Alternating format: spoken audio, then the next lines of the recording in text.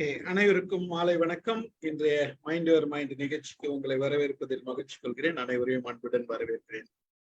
இன்னைக்கு நாம ஒரு வித்தியாசமான நிகழ்ச்சி, 735வது நிகழ்ச்சி. நம் கேள்விகளும் நம் பதில்களும், இதான் டைட்டில். ஒரு மாறுபட்ட கலந்துரையாடல்னு போட்டிருக்கேன். எதுக்காக நம் கேள்விகளும் நம் பதில்களும் அப்படின்னா, எப்படி மோஸ்ட்லி நம்ம டீம் தான் வருது. எப்பயுமே நம்ம செஷன் நடத்தும் போது மேக்சிமம் நம்ம டீம் இருக்கும், மினிமம் வெளியில இருந்து வருவாங்க. ரேர் கேஸ் தான் அதிகமா இருக்குது. ஸோ எப்படியும் நம்ம டீம் தான், மைண்ட் யுவர் மைண்ட் தான் வரப்போகுது. அதனாலதான் நம்ம கேள்விகளும் நாமளே கேள்வி கேட்போம், நமக்குள்ள தெரிஞ்சவங்க பதில் சொல்லிக்கிட்டோம் அப்படின்ற அந்த கண்ணோட்டத்தை தான் போட்டேன். இந்த தலைப்பு கொடுத்தது அதுதான். அது மட்டும் இல்லை, இது வந்து ஒரு ஜஸ்ட் லைக் தட் போடணும்னு போடலை. என்னன்னா, இப்ப நம்ம கேள்வி கேட்கும் போதுதான் நிறைய பேருக்கு நிறைய சந்தேகங்கள் அப்பப்போ வருது. ஆனா வந்து நம்ம எப்பயாச்சும் கேட்கிறோம், எப்பயாச்சும் பதில் கிடைக்குது, வேற வேற மாதிரி பதில் கிடைக்குது. அது பட் இந்த மாதிரி ஒரு செஷன் வைக்கும் போது நம்ம இது வந்து முதல் செஷன்ன்றதுனால இது ஜஸ்ட் ஒரு ஆர்டினரியா தான் இருக்கும். பட் போக போக இந்த செஷன் வேற மாதிரி டெவலப் ஆகும் அப்படின்ற என்னோட லாங் டேர்ம் விஷன். இது வந்து வேற மாதிரி டெவலப் ஆகும்ன்றதுதான் என்னோட லாங் டேர்ம் விஷன். அதுக்காக தான் இந்த செஷனை வந்து நான் முதல்ல போட்டேன். இந்த விளையாட்டுத்தனமா ஆரம்பிக்கிறோம், பட் டெஃபினட்டா it will reach in different வே அப்படின்றது தான். ஏன்னா அது அந்த சீரியஸ்னஸ் நம்ம வரும்போது தெரியாது. ஓகே, நம்ம அப்போ கேள்விகள் நிறைய வரும், பதில்களும் நிறைய வரும். ரியல் ஷேரிங்ன்ற நாலேஜ் வேற விதமான ஒரு ஷேரிங் இருக்கும் அப்படின்றது தான். அதுக்காக தான் இந்த செஷனை போட்டது. ஸோ வந்திருக்கும் அனைவருக்கும் நன்றி கூறுகிறேன். முதல்ல இந்த கேள்வி என்றது, முதல்ல என்ன கேள்வி கேட்கறது, கேள்வி நம் கேள்விகளும் நம் பதில்களும் போட்ட உடனே எல்லாரும் கேட்டுக்கிறது என்ன கேள்வி, யார்கிட்ட எதை பத்தி கேள்வி கேட்கறது, யார்கிட்ட கேள்வி கேட்கணும், இப்படி எல்லாம் கேள்வி கேட்டாங்க.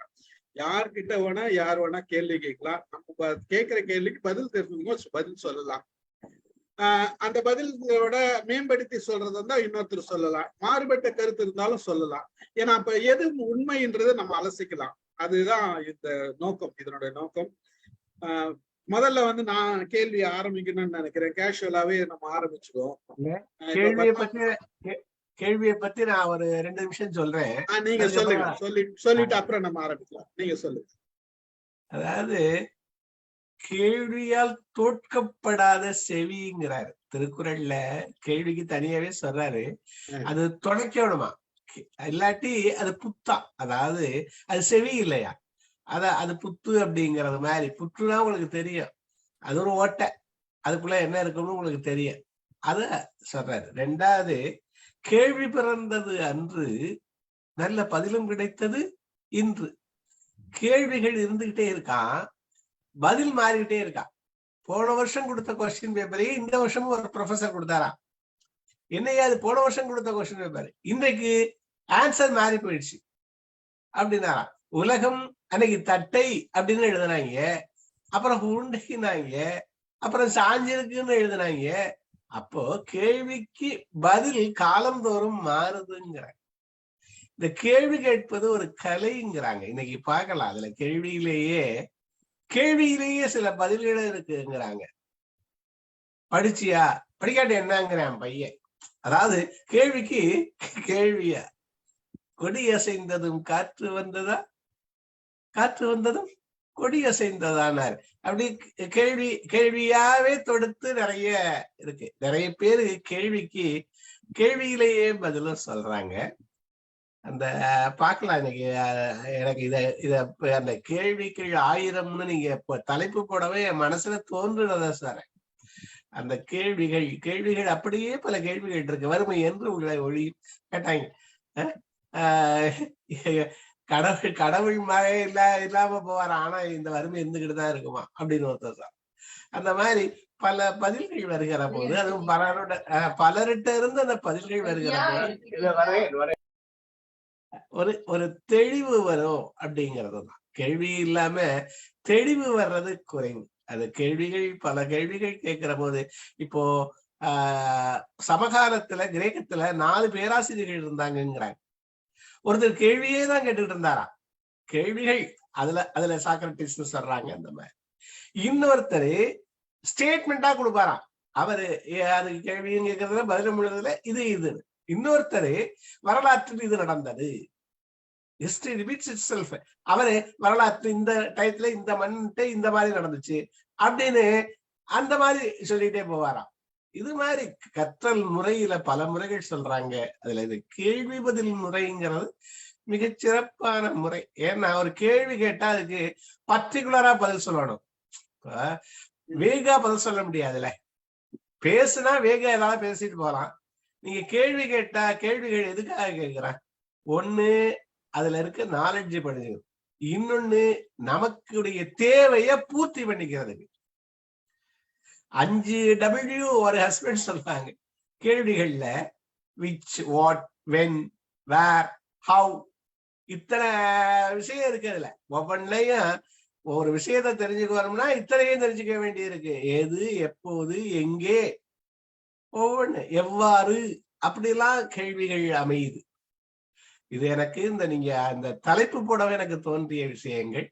கேள்வி கேளுங்க, பார்க்கலாம் எப்படி என்ன பதில் வருது. நன்றி. மகிழ்ச்சி மகிழ்ச்சி. ரொம்ப நன்றி சார். ஒரே ஒரு நிமிஷம்.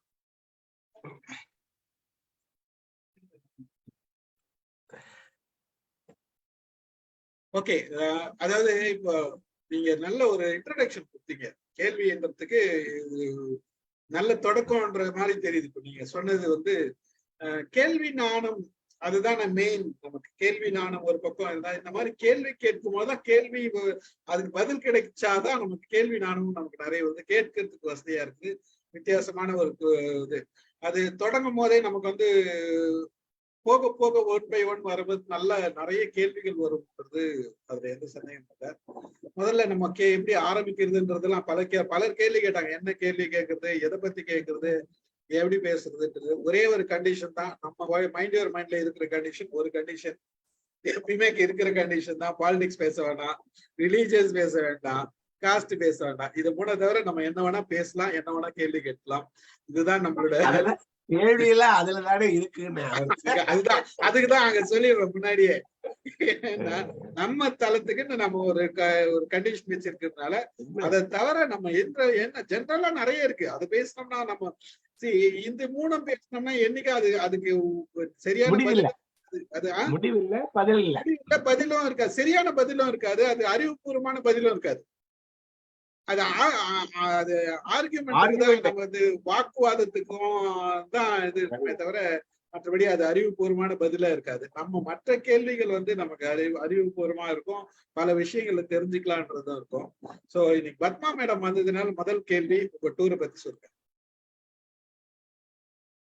எப்படி இருந்தது? எந்த ஊருக்கு போனீங்க? என்னென்ன பாத்தீங்க? என்னென்ன தெரிஞ்சுக்கிட்டீங்க?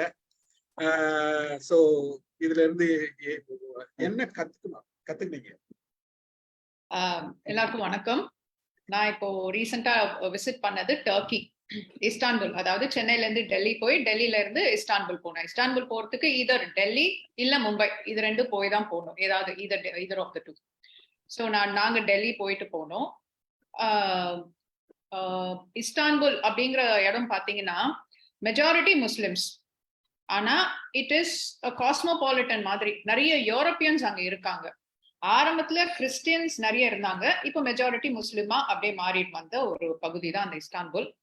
யூரோப்பியன்ஸ் நிறைய இருக்காங்க. முஸ்லிம்ஸ் சொன்னாலுமே கூட அவங்களுடைய அந்த ரிலீஜியஸ் அட்டையர் அது மாதிரிலாம் நீங்க நிறைய பார்க்க முடியாது. யூரோப்பியன் வெஸ்டர்ன் ஸ்டைல்ல தான் அவங்க இருக்காங்க. அவங்களுடைய ஃபுட்டுன்னு பாத்தீங்கன்னா மேஜரா பீஃப் இருக்கு, போக் அங்க இல்ல, நிறைய இல்ல. சிக்கன் இருக்கு, சீஸ், இந்த பிரெட் தான் மேஜர். அந்த பிரெட் வந்து உண்மையிலேயே சாப்பிட வேண்டிய ஒரு விஷயம். மேல கிரஸ்ட் வந்து அப்படியே நம்ம ரஸ்க் மாதிரி அப்படியே கிறிஸ்பா இருக்கும். உள்ள அந்த பிரெட் பிரேக் பண்ணி பாத்தீங்கன்னா அப்படியே வெண்ணெய் மாதிரி இருக்கும். சூப்பரா இருக்கும் அந்த பிரெட் எல்லாம். அண்ட் சாலட்ஸ், அந்த கீரை, ஸ்பினச் வகை, அந்த தக்காளி ஒவ்வொன்றும் இவ்வளோ பெருசு, அந்த ஸ்லைஸே இவ்வளோ பெரிய ரவுண்ட் மாதிரி இருக்கும். ஸோ அதெல்லாம் உண்மையிலேயே ரிலிஷ் பண்ண வேண்டிய ஃபுட் எல்லாம் ரொம்ப நல்லா இருக்கு. அதே மாதிரி பீப்புள் ஆர் ஹெல்ப்ஃபுல். ஏதாவது கேட்குறோம், எங்களுக்கு எல்லா இடத்துலயுமே கைட் எல்லாம் வந்தாங்க. ஸோ கைட் எல்லாம் தெளிவா இங்கிலீஷ் பேசுறாங்க, ரொம்ப ஹெல்ப்ஃபுல்லா இருக்காங்க, நல்லா கிளியரா எக்ஸ்பிளைன் பண்றாங்க. அந்த டர்க்கி இஸ்தான்புல் இந்த விசிட்ல நான் பெரும்பாலும் சுத்தி பார்த்தது என்னன்னு பாத்தீங்கன்னா ஹிஸ்டாரிக்கல் சைட்ஸ் தான். இப்போ ட்ராய், இது நம்ம ஸ்கூல் படிக்கிற காலத்துல கேள்விப்பட்டிருப்போம். அந்த ட்ராய் எல்லாம் நம்ம படிச்சிருக்கோம் ஹிஸ்டரியில. அந்த ட்ராய் ரீஜன் எல்லாம் அந்த பெரிய வுடன் ஹார்ஸ் கதை அதெல்லாமே அங்க அந்த ஊர்ல இருக்கிறது. அதுக்கப்புறம் நிறைய ஏன்ஷியன்ட் சிட்டிஸ், ரோமானியர்களால் நிறுவப்பட்ட அந்த பழைய காலத்து சிட்டிஸ் எல்லாம் அங்க நிறைய இருக்கு. நான் ரொம்பவே வியந்து ஆச்சரியப்பட்டு பார்த்த ஒரு விஷயம் என்னன்னு பாத்தீங்கன்னா, 2வது செஞ்சுரியில அங்க கட்டப்பட்ட ஒரு லைப்ரரி.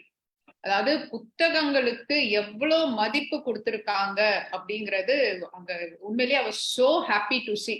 அந்த செவுரெல்லாம் நான் அப்படி இப்ப எல்லாமே உடஞ்ச எக்ஸ்கவேஷன், எல்லாமே மண்ணால் மூடப்பட்டு இப்போ ஒரு சமீப காலமா தோண்டி எடுக்கப்பட்ட பகுதி தான் எல்லாமே.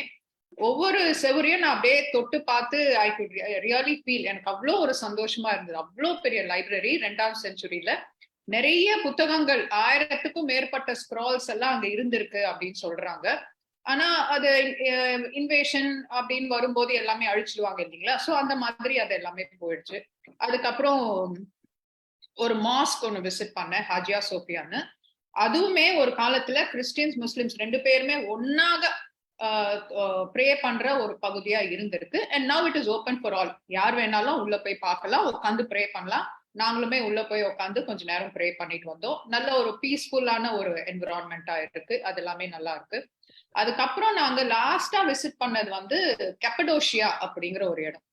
அந்த கெப்படோஷியா பாத்தீங்கன்னா நிறைய மலைகள், அதாவது இந்த சாண்ட் மலைகள் மாதிரி இருக்கு. It is rich. அந்த இடம் பாத்தீங்கன்னா அந்த டர்க்கி ஃபுல்லாவே இயற்கை வளம் நிறைந்த பகுதி. ஒரு பக்கம் ஃபுல்லா மவுண்டன்ஸ், ஒரு பக்கம் தண்ணி. ஸோ நேச்சுரல் எலிமெண்ட்ஸ் வந்து அங்க ரொம்பவே நல்லா இருக்கு. அதை அழகா பாதுகாக்கவும் செய்யறாங்க. ஸோ இத பாராட்ட வேண்டிய ஒரு விஷயம். இந்த கப்படோஷியால என்னன்னு பாத்தீங்கன்னா நிறைய மலைகள் இருக்கு. ஒரு கட்டத்துல அங்க என்ன இருக்கு, அங்க சிவிலைசேஷன் இருந்திருக்குன்றது யாருக்குமே அங்க தெரியல. ஒரு விவசாயி தன்னுடைய லேண்ட்ல அப்படி நடந்து போயிட்டு இருக்கும் போது ஏதோ ஒரு ஹோல் மாதிரி சின்னதா ஒரு சந்து மாதிரி பார்த்திருக்காரு. அதுக்குள்ள போய் அவர் என்டர் ஆனதும் அங்க ஏதோ இந்த அறைகள் மாதிரி எல்லாம், அந்த குகை மாதிரி எல்லாம் இருக்குன்னு அவருக்கு தெரிஞ்சிருக்கு. உடனே கவர்மெண்ட்க்கு தகவல் கொடுத்திருக்காங்க. அதுக்கப்புறம் கவர்மெண்ட் அங்க வந்து அந்த இடத்த மொத்தமா எக்ஸ்கவேட் பண்ணதுக்கு அப்புறம் தெரிஞ்சிருக்கு அங்க நிறைய மலைப்பகுதிகள்ல அந்த காலத்துல, அதாவது ஒரு சில நூற்றாண்டுகளுக்கு முன் மக்கள் வந்து பாதுகாக்க, அதாவது அப்போ இந்த இன்வேஷன், பிற நாட்டிலிருந்து தாக்குதல் இதெல்லாம் நடக்கும் இல்லைங்களா? சோ அதனால அவங்கள பாதுகாத்துக்க இந்த மாதிரி கேவ்ஸ்குள்ள போய் அவங்க ஒழிஞ்சிட்டு இருக்காங்க அப்படிங்கறது கண்டுபிடிச்சிருக்காங்க. அங்க வந்து உள்ள ஹார்ஸ், ஷீப் இதெல்லாம் கட்டி வைக்கிறதுக்கு அந்த செவர்லயே, அந்த மலை, அந்த குகையிலேயே அழகா அதுக்கான ப்ரொவிஷன்ஸ் எல்லாம் கொடுத்துருக்காங்க. வைன் ஸ்டோர் பண்ணி வைக்கிறதுக்கு ஒரு இடம் இருக்கு.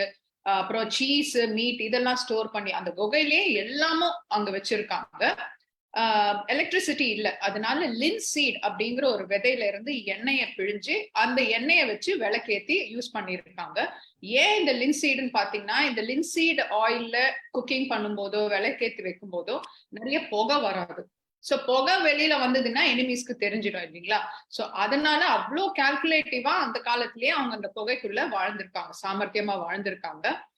அண்ட் இதுல வந்து எங்க கைடு சொன்ன இன்னொரு விஷயம் என்னன்னு பாத்தீங்கன்னா, வெளியில பகல்ல நல்ல வெயில், சுல்லுன்னு வெயில் அடிக்குது. ஆனா அதே சமயம் ஹியூமிடிட்டி இல்ல, இந்த பிச்சு பிச்சுன்னு ஒட்டுறது, ஸ்வெட் ஆகுது அதெல்லாம் இல்ல.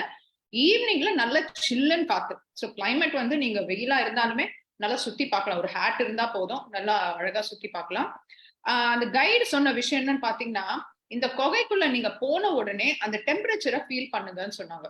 பட் உண்மையிலேயே உள்ள போனதுக்கு அப்புறம் சில்லுன்னு ஏசி போட்ட மாதிரி இருக்கு. அது உள்ள அவ்வளோ நல்லா இருக்கு. இது ப்ரூவ் பண்ற மாதிரி நாங்களுமே ஒரு கேவ் ஹோட்டல்ல தான் ஸ்டே பண்ணோம். இப்ப நிறைய கேவ்ஸ வந்து பெரிய பெரிய ஹோட்டல் கம்பெனிஸ் வந்து ஹோட்டலா மாத்திருக்காங்க. பகல்ல அவ்வளோ வெயில்ல சுத்திட்டு நான் உள்ள வந்து ஃபேஸ் வாஷ் பண்ணிட்டு தேங்காய் எண்ணெய் எடுக்கிறேன். எண்ணெய் வந்து அப்படியே வெண்ணெய் மாதிரி கட்டி போயிருக்கு. அவ்வளோ வெயில். அந்த கேவ்க்குள்ள இருந்த எண்ணெய், தேங்காய் எண்ணெய் பாட்டில் வந்து கட்டி போயிருக்கு. ஸோ அந்த கேவ்க்குள்ள டெம்பரேச்சர் எப்படி இருக்கு அப்படின்றது இது ஒரு பெஸ்ட் எக்ஸாம்பிள். சோ இது மாதிரி நிறைய விஷயங்கள் இருக்கு. இந்த கேள்வி வரும் தெரிஞ்சுதான் நான் போட்டோகிராஃப்ஸோட வந்திருப்பேன்.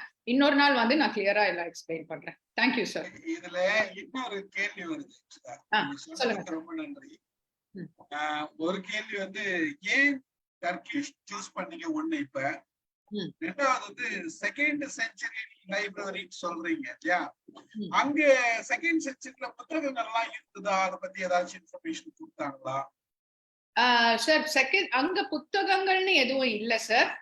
அது எல்லாமே வேற இடத்துல. இப்போ நம்ம நாட்டுக்கு வந்து இங்க இன்வைட் பண்ணதுக்கு அப்புறம் இங்க இருக்கிற பொருளை வேற இடத்துல கொண்டு போய் வச்சிருக்காங்க இல்லைங்களா? அது மாதிரி அங்க இருக்கிற பொருள் வேற ஒரு மியூசியம்ல இருக்கு. ஒரு சில பொருள் அது ரைட். பட் லைப்ரரின்றப்ப புத்தகம் இருந்தா வேற அந்த அந்த பாழடைஞ்ச அந்த ரூயின்ஸ் மாதிரி இருக்கிற அந்த வால், அந்த ஸ்ட்ரக்சர் மட்டும் தான் இருக்கு. புத்தகங்கள் எல்லாம் அங்க எதுவுமே இல்ல. எதுக்காக அந்த லைப்ரரி கால் பண்ணாங்கன்றதுதான். இல்ல, இட் வாஸ் அ லைப்ரரி. அவங்க கண்டுபிடிச்சதுல இட் வாஸ் அ லைப்ரரி அப்படிங்கறது கைடும் சொல்றாங்க. ஹிஸ்டரி நான் ஒரு சில விஷயங்கள்ல அவங்க சொன்னதுக்கு அப்புறம் நான் கூகுளும் பண்ணி பார்த்தேன். Yes, it was a library. Sir ஒரு சின்ன ரிக்வெஸ்ட், தனி ஒரு செஷன் போடலாம்னு நினைக்கிறேன். புத்தகங்கள் என்ன மெட்டீரியலா இருந்திருக்கும் அந்த காலத்துல? 2ஆம் அதுதான். ஏன்னா 15th செஞ்சுரியில தான் பேப்பர் புக் வந்து scrolls sir. More than 12,000 scrolls were there. அந்த மாதிரி இருக்கலாம். கரெக்ட் சார் இது தனி செஷன் போடலாம் சார், வித் போட்டோகிராஃப்ஸ். அது வேற போடலாம். பட் நான் கேள்வி அதுதான் நான் கேள்வி வேற மாத்துறேன். சரி சரி, புரியுதுங்களா? வேற ஒண்ணும் இல்ல விஷயம். Okay okay. எனக்கான ஒரு கேள்வி நான் கேட்கட்டுமா சார்? கேளுங்க. எஸ், இப்ப கேள்வி அப்படின்னு உங்களுடைய போஸ்டரை பார்த்ததும் நான் செஷன் எப்படி இருக்கும்னு எனக்கும் வேகா இருந்தது. ஐ மீன் ஐடியாவே தெரியாது. ஆமா. சோ நான் என்ன யோசிச்சேன்னா, எது நல்ல சிறந்த கேள்வியா இருக்கக்கூடும் அப்படிங்கறது நான் யோசிச்சேன். உலகத்திலேயே பெஸ்ட் குவெஸ்டினாக கருதப்பட்ட, சிறந்த கேள்வியாக கருதப்பட்ட ஒரு கேள்வி என்னன்னு பாத்தீங்கன்னா, what is the meaning of life, இல்ல what is the purpose of your life. இது பலரால் கேட்கப்பட்ட கேள்வி, பலர் தன்னைத்தானே கேட்டுக்கொள்ளும் கேள்வி. நீங்க மத்தவங்களையும் கேட்கலாம், உங்களை நீங்களையுமே கேட்டுக்கலாம். இதுல இன்ட்ரெஸ்டிங் பார்ட் என்னன்னு பாத்தீங்கன்னா, ஒவ்வொருத்தருமே இந்த கேள்வியை அவங்களுக்குள்ள எவ்வளவு சீக்கிரம் கேட்டுக்கிறாங்களோ they become successful very soon. And கேள்வி நிறைய வந்து பலருக்கு நிறைய கேள்வி இருக்கும். ஆனா இந்த ஒரு கேள்வி மட்டுமே எனக்கான, நானே கேட்டுக்கொள்ளும் எனக்கான கேள்வி மட்டுமே. இப்ப நான் வந்து என்ன கேட்கலாம், நீங்க உங்க ஆசை என்ன, பர்பஸ் என்னன்னு. நான் ஒரு பேச்சாளர் ஆகணும் அப்படிங்கிறது நான் என்னோட பதிலா இருக்கலாம். ஆனா suppose for example Stephen sir உங்க பேர் எக்ஸாம்பிளா யூஸ் பண்ணிக்கிறேன். ஸ்டீஃபன் சாரும் சொல்லல நானும் ஒரு பேச்சாளர் ஆகணும் அப்படின்றது தான் அவருடைய பர்பஸாவும் இருக்கலாம். ஆனா என்னோட ஐடியாலஜி வேற. நான் புலவர் கீரனை மைண்ட்ல வச்சிருப்பேன், ஸ்டீஃபன் சார் வேற ஒருத்தரை மைண்ட்ல வச்சிருப்பாரு. என்னோட பாதை வேற, என்னோட ஜேர்னி, படிப்பினை இதெல்லாமே வேற. சோ ஒவ்வொருத்தருமே சிறந்த கேள்வியா கருதப்படும் ஒரு கேள்வி என்னன்னு பாத்தீங்கன்னா, இந்த purpose of life, what is the purpose of life அப்படின்றதுதான். சோ இந்த ஒரு கேள்வியை நான் எல்லார்கிட்டயும் ஷேர் பண்ணிக்கணும்னு நினைச்சேன். இந்த கேள்வி ஆக்சுவலா வந்து வாட் இஸ் லைஃப் அப்படின்ற கேள்வி வந்து நான் ஒரு காலேஜ்ல ஒரு 8 வருஷத்துக்கு முன்னாடி ஒரு ஸ்டூடெண்ட் கிட்ட கேட்டேன். கிட்டத்தட்ட 60 பசங்க, 60 பேரும் வேற வேற பதில் சொன்னாங்க. Okay, super. 60 பேரும் அவன் பாணியில அவனோட பெர்செப்ஷன்ல சொன்னா. பட் நம்ம இங்க ஒருத்தர் நல்ல கேள்வி, வெரி குட் கொஸ்டின். ஆக்சுவலா பாத்தீங்கன்னா நம்ம கேட்க வேண்டிய கேள்வி. பட் எல்லாருமே பதில் சொல்லிட்டாரு. எல்லாருமே பதில் சொல்லிட்டோம். ஒருத்தர சொல்லுங்க. அருமையான கேள்வி. எல்லாரும் இதைத்தான் தேடிக்கிட்டுறாங்க. நான் த்ரைவ்னு ஒரு புக்கு இப்ப ஒரு சமீபத்துல படிச்சேன், லைப்ரரியில பேத்தி கொண்டாங்க, படிச்சேன். அந்த த்ரைவே அரினா கஃபிங்டன் அப்படின்னு ஒரு லேடி எழுதியிருக்காங்க. அவங்க அந்த கஃபிங்டன் என்ன பண்றாங்க, ஒரு கஃபிங்டன் போஸ்ட் அப்படின்னு ஒண்ணு கொண்டாடுறாங்க. பெரும்பணம் சம்பாதிக்கிறாங்க, கோடீஸ்வரி ஆயிட்டாங்க. ஒரு நாளைக்கு 18 மணி நேரம் வேலை பார்க்கறாங்க. ஒரு நாள் கீழே டமால்னு விழுந்துட்டாங்க. அதாவது அந்த ஹெல்த்ல, ஸ்ட்ரெஸ்ல, அதுல அப்ப அந்த பெட்ல இருக்க போது அவங்க இந்த பர்பஸ் ஆஃப் லைஃப் யோசிக்கிறாங்க. இந்த பணத்துக்கு பின்னாடி ஓடனே, இந்த அதிகாரத்துக்கு பின்னாடி ஓடனே, இதை தவிர செழுமைப்படுத்துறது, த்ரைவ்ங்கிற சொல்லுக்கு செழுமை, வாழ்க்கையை வளமையாக்குவது, செழுமையாக்குவது. அது செல்வமும் அந்த பதவியும் மட்டும் இல்ல, வேற இருக்கு அப்படின்னு யோசிக்கிறாங்க. அவங்க 4 சொல்றாங்க. 1 வெல்பீயிங், 2வது விஸ்டம், 3வது ஒண்டர், 4வது கிவிங். இந்த 4ஐயும் நான் கடைபிடிக்க ஆரம்பிச்சேன். அப்புறம் வாழ்க்கையில ஸ்ட்ரெஸ் எல்லாம் குறைஞ்சிருச்சு. நிறைய அவர் ஆராய்ச்சி பண்ணது, பேப்பர்ஸ் எல்லாத்தையும், டாக்டர்ஸ் எல்லாத்தையும் சொல்றாங்க. இதோட அந்த கிரண்பேடி சொன்னதையும் ஒருத்தர் சொன்னாரு. ஒண்ணு அப்படின்னு ஹெல்த் வெல்பீயிங்னு போட்டா அதுக்கப்புறம் சைஃபர்லாம் சுழியம்லாம் சேர்த்துக்கிட்டே போறோம். பவர், வெல்த், வரிசையா வீடு, மக்கள் என்னென்னமோ சேர்த்துக்கிட்டே போறான். கல்வி, எல்லா சைவர். அப்ப 1, 10, 100, 1000, 10,000, லட்சம், கோடின்னு போகுது. இந்த ஒண்ணை எடுத்துட்டா மத்ததெல்லாம் ஒண்ணும் இல்லை. அப்போ அந்த வெல்பீயிங் அப்படிங்கிற ஒன்று அதுக்கு உள்ளதுகளை பார்க்கணும் அப்படிங்கிறாங்க. அது பர்பஸ்ல சுவர் இருந்தா தான் நம்ம சித்திரம் எழுதணும். நம்ம சொன்னதான் அவங்க நிறைய சொல்றாங்க. ரெண்டாவது அந்த ஒண்டரிங், ஒவ்வொரு கணத்தையும் ஒரு அனுபவிங்கிறாங்க. ஒண்டர், அந்த ஒண்டரிங்கே போயிருச்சா, சலிச்சுட்டாமா. ஒரு குடும்ப வாழ்க்கையில தாம்பத்தியத்துல கூட ஒரு ஒரு சலிப்பு வந்துருது. அதாவது அந்த ஒண்டர் அப்படிங்கிறத எதை பார்த்தும் அந்த அதிசயிக்கிறது வாழ்க்கையினுடைய பர்பஸ்ல ஒண்ணு சொல்றாங்க. அதே மாதிரி கிவிங், கொடுங்கள், கொடுத்தா தான் பெற முடியும். நம்ம நிறைய துவக்கும் இன்பம் எல்லாம் சொல்றோம். இது அந்த முக்கியமானது. நமக்கு தொல்காப்பியம் ஒண்ணு சொல்லுது, காமம் சான்ற கடைக்கோட்காலை ஏமம் சான்ற மக்களோடு துவன்றி. காமம் சான்ற கடைக்கோட்காலை, எல்லாத்தையும் துய்த்துட்டான், துய்ச்சிட்டு கடைசிக்கு வந்துட்டான். அப்படி வர்ற போது ஏமம் சார்ந்த மக்களோடு துவன்றி. ஏமம்னா காவல். காவல் என்னென்ன, நமக்கு மக்கள் ஒண்ணு, செல்வம் சரி, அதையெல்லாம் முன்னாடி சேர்க்கணுங்கிறாங்க. காவல் நமக்கு வேணும். அது பிள்ளைகள், சுற்றம், அதற்கு அப்புறம் அதுக்குள்ள செல்வம், கல்வி, இதெல்லாம் நமக்கு காவலா வச்சுக்கிட்டு என்ன பண்ணணுமா, ஏமம் சான்ற மக்களோடு துவன்றி அறம்புரி மக்களோடு சிறந்தது பயிற்றல் இறந்ததின் பயனே. வாழ்க்கையினுடைய பயன், இறந்ததுன்னா இவ்வளவு நாட்களாக கழித்ததனுடைய பயன் என்ன அப்படின்னு தொல்காப்பியம் சொல்லுது. இது நூற்பா. என்ன பயனா, இதுவரைக்கும் நம்ம அனுபவிச்சதுல, இதுவரைக்கும் நம்ம தெரிஞ்சுக்கிட்டதுல எதெல்லாம் சிறந்ததோ, சிறந்தது பயிற்றல். இதுக்கு நிறைய எழுதுறாங்க, அதுக்கு எண்ட் இல்லாத. அது அவரு இதுக்கு பெரும்பகுதி என்ன சொல்றாங்க, எது மேன்மையானது என்பது என் வாழ்க்கையிலே நான் தெரிந்து கொண்டோம், அத என்னுடைய மக்களோடும் சுற்றத்தோடும் சேர்ந்து அடுத்தவர்களுக்கும் சொல்லி நானும் பயின்றல்ங்கிறதுக்கு நானும் அது வழி நடத்தல்ங்கிறார். அப்ப காமம் சான்ற கடைக்கோட்காலை ஏமம் சான்ற மக்களோடு துவன்றி, நமக்கு எல்லா ஓரளவு காவலோடு, எல்லா காவல் என்ன, செல்வம், கல்வி, சொத்து, எல்லாத்தோடைய இந்த அறம்புரி மக்களோடு, இந்த சுற்றத்தாறு மற்றவர்களோடு அறத்தை பேணுதல், சிறந்தது பயிற்றல் இறந்ததின் பயனேங்கிறார். மேம்பட்டதை இது பண்ண. மேம்பட்டதுன்னா ஏகப்பட்டது சொல்றாங்க. கடவுளை தூக்கி போகுது, வானப்பிரஸ்தம், சன்னியாசம், அதுகெல்லாம் சொல்றாங்க. இவரை சரியான விளக்கம் சொல்றவங்க என்ன சொல்றாங்க, நம்ம வாழ்க்கையில எது சிறந்ததுன்னு கத்துக்கிட்டோமோ அத, எது அதாவது அடுத்தவருடைய வாழ்க்கையில சிறந்ததாக கருதுறோமோ அத பயிற்றல், அத அடுத்தவர்களுக்கு சொல்லி நம்மளும் அது வழியா நிற்கிறது அப்படின்னு தொல்காப்பியம் சொல்லுது. நானும் இதெல்லாம் நினைச்சு பாக்குறது உண்டு. அருமையான கேள்வி. என்னுடைய பதிலாக நான் கருதுறேன். மற்றவர்களை சொல்லுங்க. பர்சனலா என்ன நினைக்கிறீங்க லைஃப்ங்கிறது? இந்த நம்மளால முடிஞ்சதை அடுத்தவங்களுக்கு கொடுக்கறதுதான் லைஃப்னு நினைக்கிறேன். கொடுத்தா வருது. அதாவது எல்லாரும் சுத்தி இருக்கவங்க எல்லாம் நல்லா இருந்தா நம்மளும் நல்லா இருக்க போறோம். அது அவரை நிம்மதியா அந்த இருக்கிறது மாதிரிதான் எனக்கு தோணுது. அதாவது இயன்றத அந்த கொடுத்தல்னு சொல்றாங்கல்ல, 4வது கிவிங் அதுல சொல்லுது அந்த அம்மா. கடைசியில அதை கொடுத்துதான் ஈத்துவக்கும் இன்பம் அறியார்கள் சொல்லு.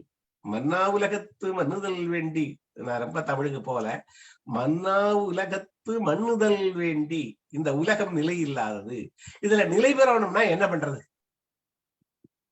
நிலை பெறணும்னா தம்புகள் நாட்டி தாமியே மறைந்தனரேன்னு அது ஒரு புறநானூறுதான்.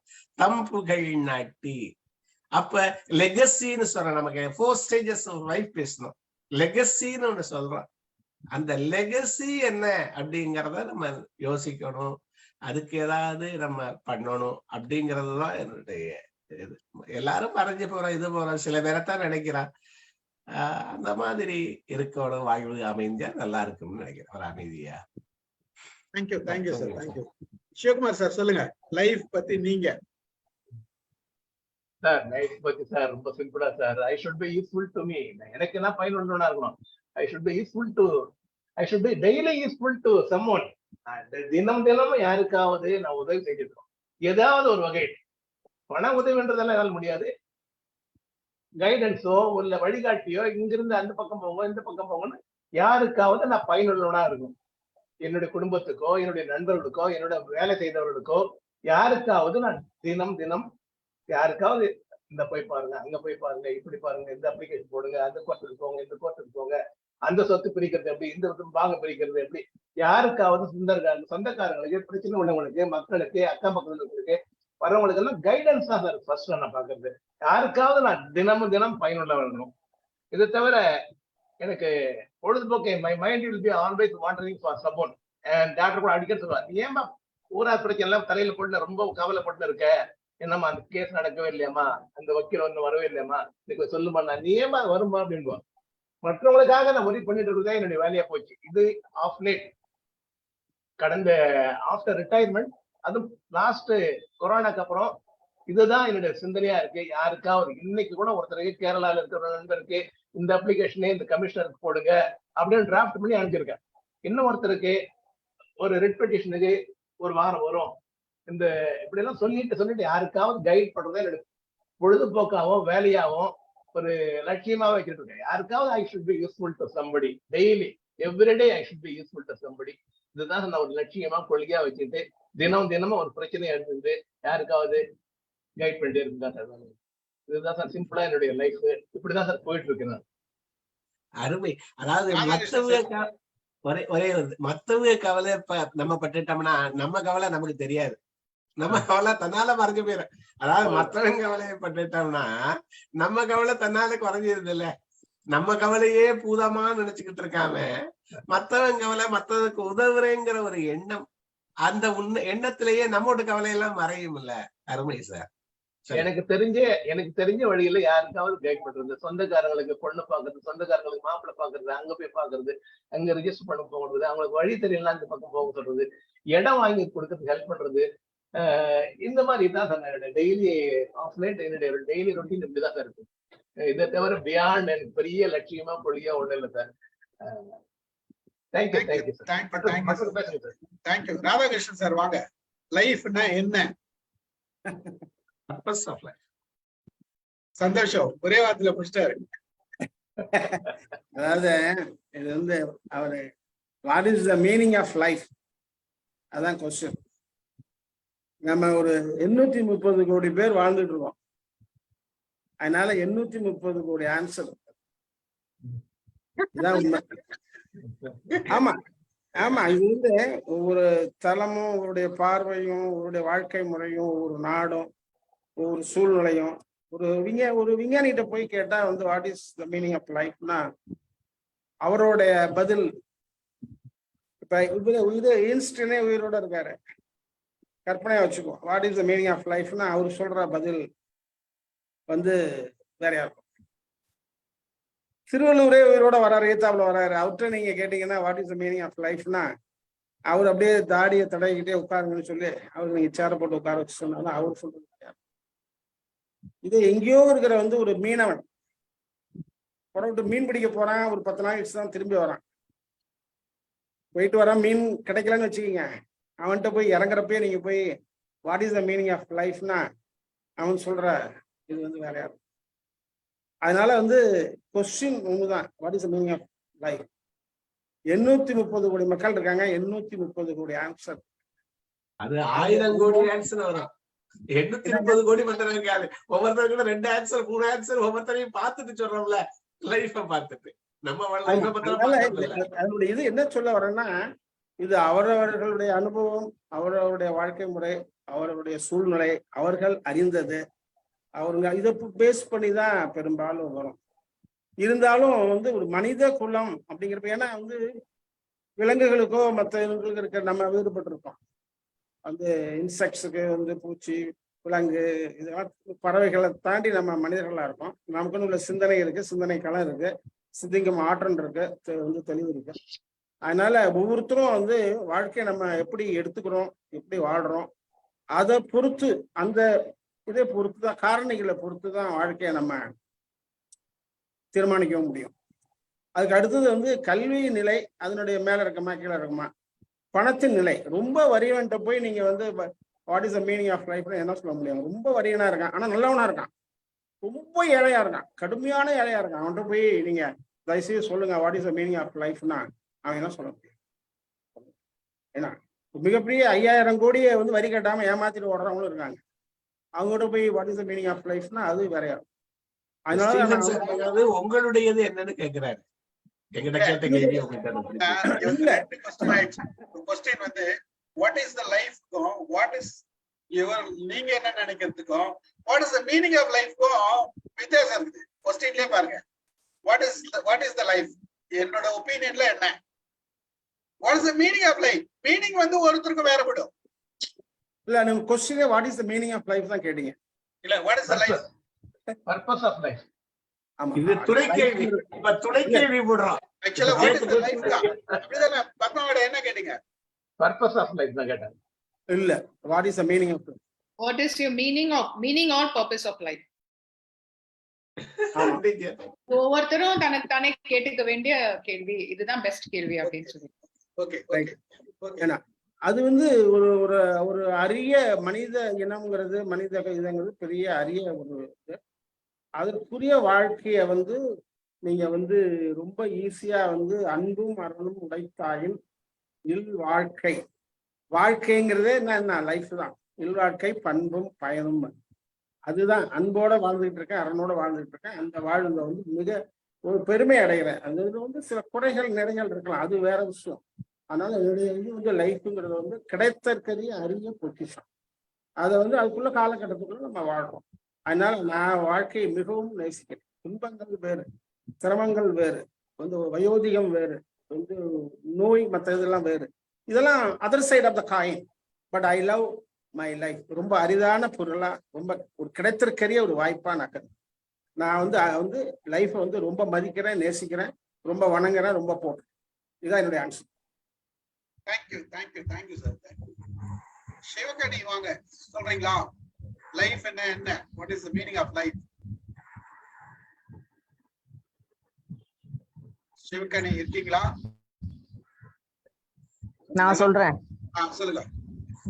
வணக்கம், அனைவருக்கும் வணக்கம். வணக்கம். வாழ்க்கை வந்து நிச்சயம் இல்லாதது சார். வாழ்க்கை நிச்சயமே இல்லாதது. அது மேடும் பள்ளங்கள் வந்து அதுல நிறைய இருக்கு. நம்ம வந்து எவ்வளவு நாள் வாழ்ந்தோம் அப்படின்னு சொல்றதை விட எப்படி வாழ்ந்தோம்னு மத்தவங்க சொல்லணும், அதுதான் வாழ்க்கையா நான் நினைக்கிறேன் சார். இதுதான் என்னோட கருத்து சார். இது ரொம்ப ஜென்ரலா இருக்குமா? அது ஜென்ரலா இருக்கு. நீங்க எப்படி வாழாத சொல்லுங்க. பொதுவா இல்ல எப்படி வாழணும்னு சொல்லுங்க. எப்படி வாழறோம்னா சார், எல்லாரையும் சந்தோஷப்படுத்திட்டு நம்மளும் சந்தோஷமா வாழணும் சார். அதான் சார் எனக்கு வந்து துரோகியா இருந்தா கூட நான் அவங்க கிட்ட வந்து என்ன பேச வேண்டாம்னு சொல்லுவாங்க சார். நீ ஏன் திருப்பி போய் அவங்க கிட்ட பேசுறேன்னு வாங்க என்கிட்ட. ஆனா நான் வந்து அவங்க அப்படிதான், நான் அப்படிதான் அப்படின்னு சொல்லிட்டு நான் உங்ககிட்ட போய் நான் நல்லபடியா தான் சார் நடந்துக்குவேன். அதனாலதான் வந்து எதுவா இருந்தாலுமே வந்து என்கிட்ட எல்லாருமே எங்க வீட்டுல வந்து என்னை கூப்பிட்டு சொல்லுவாங்க. அது மாதிரிதான் நான் நடந்துட்டு இருக்கேன் சார். என்னை பொறுத்த வரைக்கும் எல்லாருக்கும் நல்லது செய்யணும், அப்படிதான் சார் நடந்துட்டு இருக்கேன். நான் தான் லைஃப்னு நினைக்கிறேன். எல்லாருக்கும் வந்து துன்பம், எல்லாருக்கும் வந்து சந்தோஷமும் இருக்கு, துன்பமும் இருக்கு. அதெல்லாம் கடந்துதான் நம்ம வந்திருக்கோம். வாழ்க்கைய வந்து நிச்சயம் இல்லாதது தானே சார். அந்த வாழ்க்கைய வந்து யாராலையுமே வந்து இன்னும் சரிவர புரிஞ்சிக்கவே முடியல அப்படின்னு தான் நான் வந்து சொல்றேன். அதை வந்து நம்ம ஒரு வரையறைய போட்டு அதை வரையறுக்க முடியாது அப்படின்றேன் நான். வாழ்க்கைய ஒவ்வொருத்தரும் ஒவ்வொரு மாதிரி வாழறாங்க. அதுதான் சார் நான் நினைக்கிறேன். நேற்று இருந்த டிஐஜி இன்னைக்கு காலையில் இல்ல, என்ன பண்றதுக்கு? அதுதான் சார் நான் நினைக்கிறேன். நேற்று பார்த்த டிஐஜி இன்னைக்கு காலையில இல்ல. இதெல்லாம்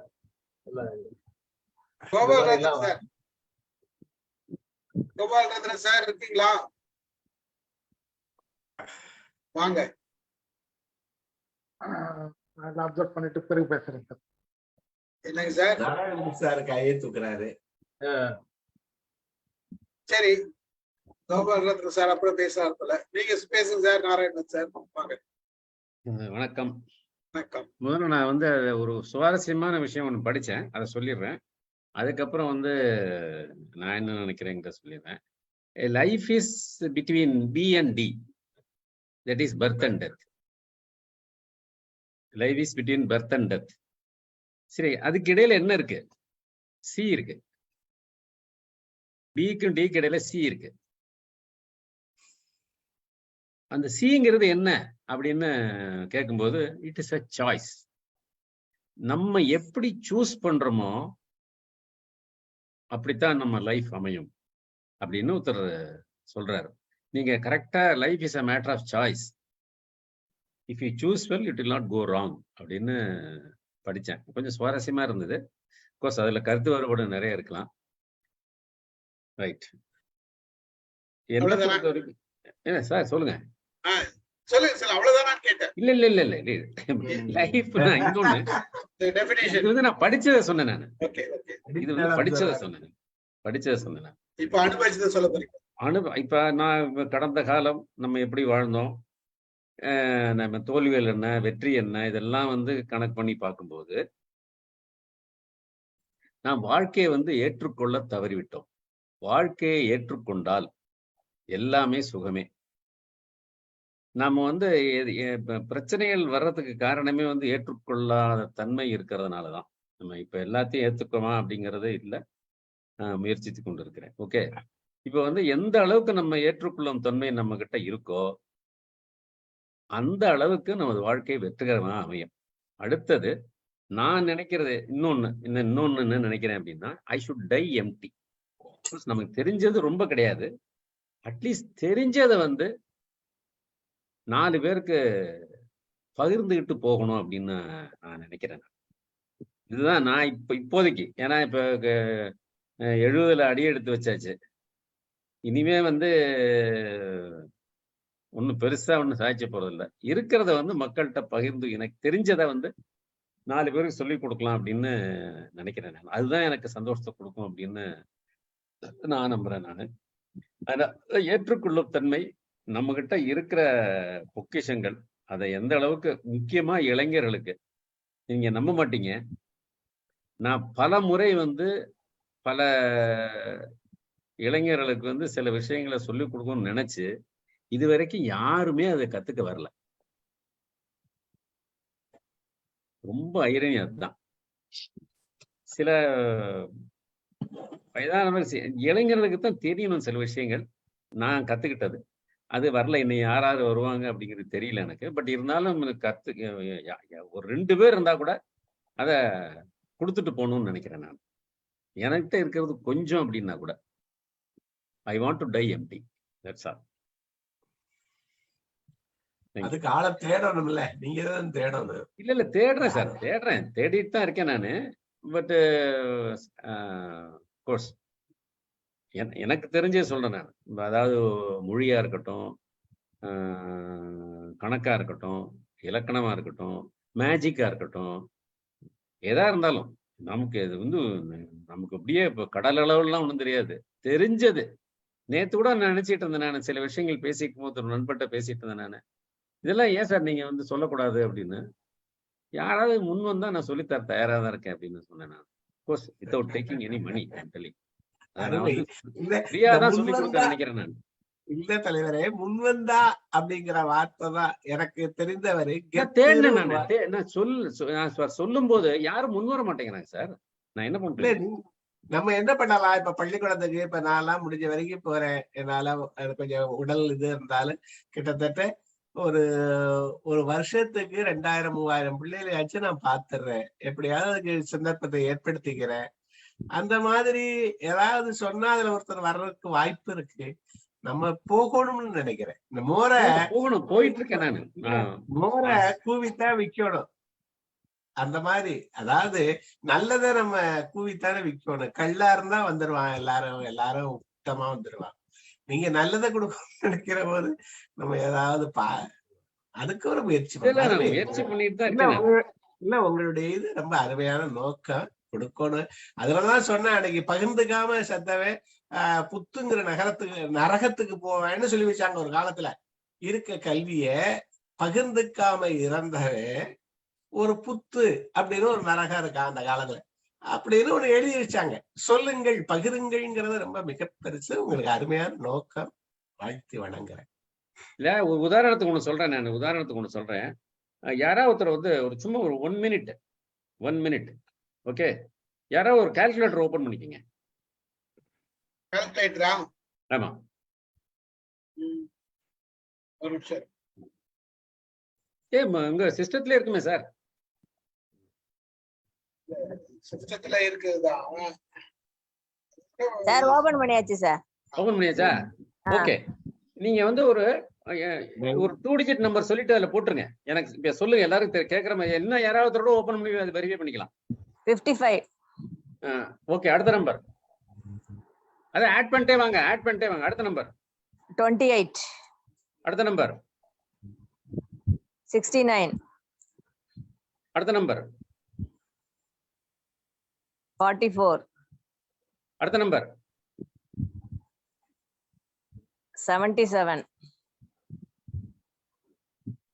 273 ஆன்சர். Correct sir. இத நான் வந்து எதுவுமே பண்ணல. இந்த இந்த இந்த ஒரு சின்ன டெக்னிக் இருக்கு பாருங்க, இது வந்து சிறுவர்களுக்கு போய் சேரணும்னு நினைக்கிறேன். ஸ்கூல் படிக்கிற பசங்களுக்கு. அதாவது இது யாரு செய்ய முடியும்னா, ஒரு குறைந்தது ஒரு 10 வயது இருக்கணும்.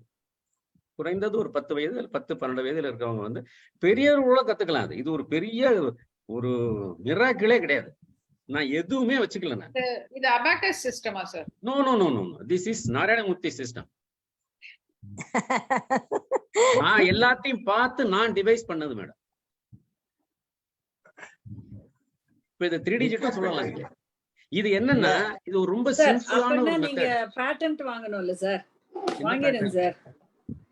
நாராயணமூர்த்தி சார் மேஜிக் இல்ல அது. இல்ல மேடம், அந்த அளவுக்கு எல்லாம் எனக்கு வந்து ஆசையே கிடையாது. இது வந்து எங்கேயும் இருக்கிற விஷயம். அது எல்லார்ட்டையும் இருக்கிற விஷயம். இது இதுக்கு பேட்டன்ட்னு வாங்குனீங்கன்னா, இது நான் அந்த அளவுக்கு எல்லாம் நான் போக வரும்ல. ஒரு 10 பேருக்கு தெரிஞ்சாவே போதும் எனக்கு. enough, I am happy. இத டிஜிட்டலைஸ் பண்ணி வைங்க, யாராவது பாப்பாங்கல்ல. டிஜிட்டலைஸே பண்ண, இதெல்லாம் வந்து மெமரி சார், சொல்லி கொடுக்கணும். இது இந்த வித்தையை வந்து நீங்க சொல்லிதான் கொடுக்கணும். நீங்க டிஜிட்டலைஸ் பண்ணவே முடியாது. It is very very difficult. நீங்க டிஜிட்டலைஸ் பண்ணீங்கன்னா கன்ஃபியூஸ் ஆயிடுவாங்க, படிக்கிறவங்க வந்து கன்ஃபியூஸ் ஆயிடுவாங்க. இப்ப நான் எதுக்கு சொல்றேன்னா, இப்ப நான் வந்து சகுந்தலா தேவி புக்கு, ட்ரைட்டன்பர்க், இவங்க வேதிக் மேக்ஸ், இதெல்லாம் வந்து படிச்சு நானா வந்து இதை வந்து ஒரு டிவைஸ் பண்ணேன். It is very successful. ஒன்னும் இல்லை, பாருங்க, நீங்க கேட்டுக்கிட்டே போனீங்க. இதை நான் வந்து இப்பன்னு இல்லை, நான் சின்ன வயசுல இருந்தே பழகிட்டு இருக்கேன் நான். சார், அது ஒரு ஃபார்முலா மாதிரி கூட உங்களால சொல்ல முடியாதா சார்? எப்படி நீங்க இதை பண்றீங்கன்னு கூட உங்களால சொல்ல முடியாதா? ஓரலா இட் இஸ் a process. நீங்க முதல்ல இருந்து போகணும், சிங்கிள் டிஜிட்ல இருந்து ஆரம்பிக்கணும். அப்புறம் டபுள் டிஜிட் ஆட் எப்படி, அந்த ஆட் 3 டிஜிட் வந்ததுக்கு அப்புறம் அதை எப்படி ஆட் பண்றதுங்கிறது வந்து ஒரு இட் இஸ் a process. நம்ம இந்த செஷன்ல வந்து சொல்லி கொடுக்கறது ரொம்ப கஷ்டம். இஃப் யூ ஆர் இன்ட்ரெஸ்டட், ஒரு தனி செஷன் போடுங்க, நான் சொல்லி தரேன். நான் யார் வரீங்க? 2 பேர் வாங்க. அதான் நாங்க 10 பேர் எல்லாத்துக்கும் வர்றோம்ல சார், கேள்வி கேட்கவும் வர்றேன். சொல்றேன் நான். கரெக்ட்டா வந்துரும் சார். தமிழ் கிளாஸ் ஒரு செஷன் போடுங்க, நான் சொல்லி தரேன். ஆனா ரொம்ப கமிட்டடா ஃபாலோ பண்ணி செய்யணும். இது வந்து நான் வந்து கத்துக்கிறேன், ஐயோ சார் இது நமக்கு இதெல்லாம் ஒத்து வரா சார், நமக்கு பிராக்டிஸ் பண்ணணும். ஆமா, பிராக்டிஸ் பண்ணணும். ஓகே, அடுத்தவங்க. அல்லது ஒரு 14-15 இயர்ஸ் இருக்கிற பசங்க கத்துக்கிறதுக்கு ரெடியா இருந்தாங்கன்னா ஒரு செஷன் போடலாம். ஆனா எல்லாரும் நம்ம எல்லாம் பெரியவங்க எல்லாம் இந்த கால்குலேட்டர் வச்சுன்னே தான் சார் போட்டுருவோம். இப்ப கையில செல்லு வேற ரொம்ப வசதியா போச்சு சார். அதான் சார் பிரச்சனையே. எல்லாரும் போன் நம்பர் வந்து ஒரு 10 நம்பர் கூட நம்ம மைண்ட்ல வச்சுன்னு சொன்ன காலமே இருந்துச்சு. ஆனா இப்ப வந்து சுத்தமா சொல்ல முடியல சார். நம்பர் எல்லாம் எடுத்த உடனே நம்மளுக்கு வந்து போனை தான் தேடுறோம். இல்ல இப்போ ஒண்ணு இல்ல. ஆமா, அடுத்த கேள்விக்கு போலாம். இப்ப எப்படின்னா, இப்ப ஒரு நம்ம 6 நம்பர் சொன்னீங்க, நான் ஆட் பண்ணேன். இன்னும் நீங்க 10 நம்பர் சொன்னோட ஆட் பண்ணி சொல்லிருப்பேன் நான். Right, very good. இல்ல ஒரு சிறு கதையை பத்திரம் இதுல சொல்லலாம்னு நினைக்கிறேன். சொல்லுங்க சார். ஒருத்தர் ஒரு பெரிய ஞானி என்னென்னமோ கத்துக்கிட்டாரு. கடைசியில நீர் மேல நடக்க கத்துக்கிட்டாரு. நீர் மேல நடந்து அந்த நாற்றையே கடந்து வெளியே போயிட்டாரு. பக்கத்துல ஒருத்தன் கேட்டேன், பாரு நான் எவ்வளவு பிரமாதமா அதை செய்யறேன்னு சொன்னாரு. அவர் சொன்னாரா, இந்த ஓடக்காரனுக்கு 4 நாவா கொடுத்திருந்தா அந்த 4 நாவா கொண்டாந்து கொடுத்துருந்தா கொண்டாந்து விட்டுருப்பானே, இதுக்கு ஏப்பா இவ்வளவு கஷ்டப்பட்டாய் நானா. இப்ப அந்த பர்பஸ்ல இருக்குல்ல, அதாவது கால்குலேட்டர் இருக்குங்கிறாங்க மாலதி மேடம், நான் உடனே போட்டுறேங்கிறாங்க. ஒரு காலத்துல இல்லாத போது ரைட்டு அந்த மாதிரி சில கலைகள். நீங்க சொல்றது வாஸ்தவம். இல்ல வேடிக்கையாக சொன்னேன். சும்மா நீங்க சொல்றது வாஸ்தவம். அது பசங்களுக்கு வந்து இத பழக பழக மெமரி பவர் ரொம்ப இன்க்ரீஸ் ஆகும். Correct correct. இதுக்கு ஒரு செஷன் போட்டுவோம், அப்புறமா நம்ம தெரிஞ்சுக்கலாம். அடுத்த கேள்வி.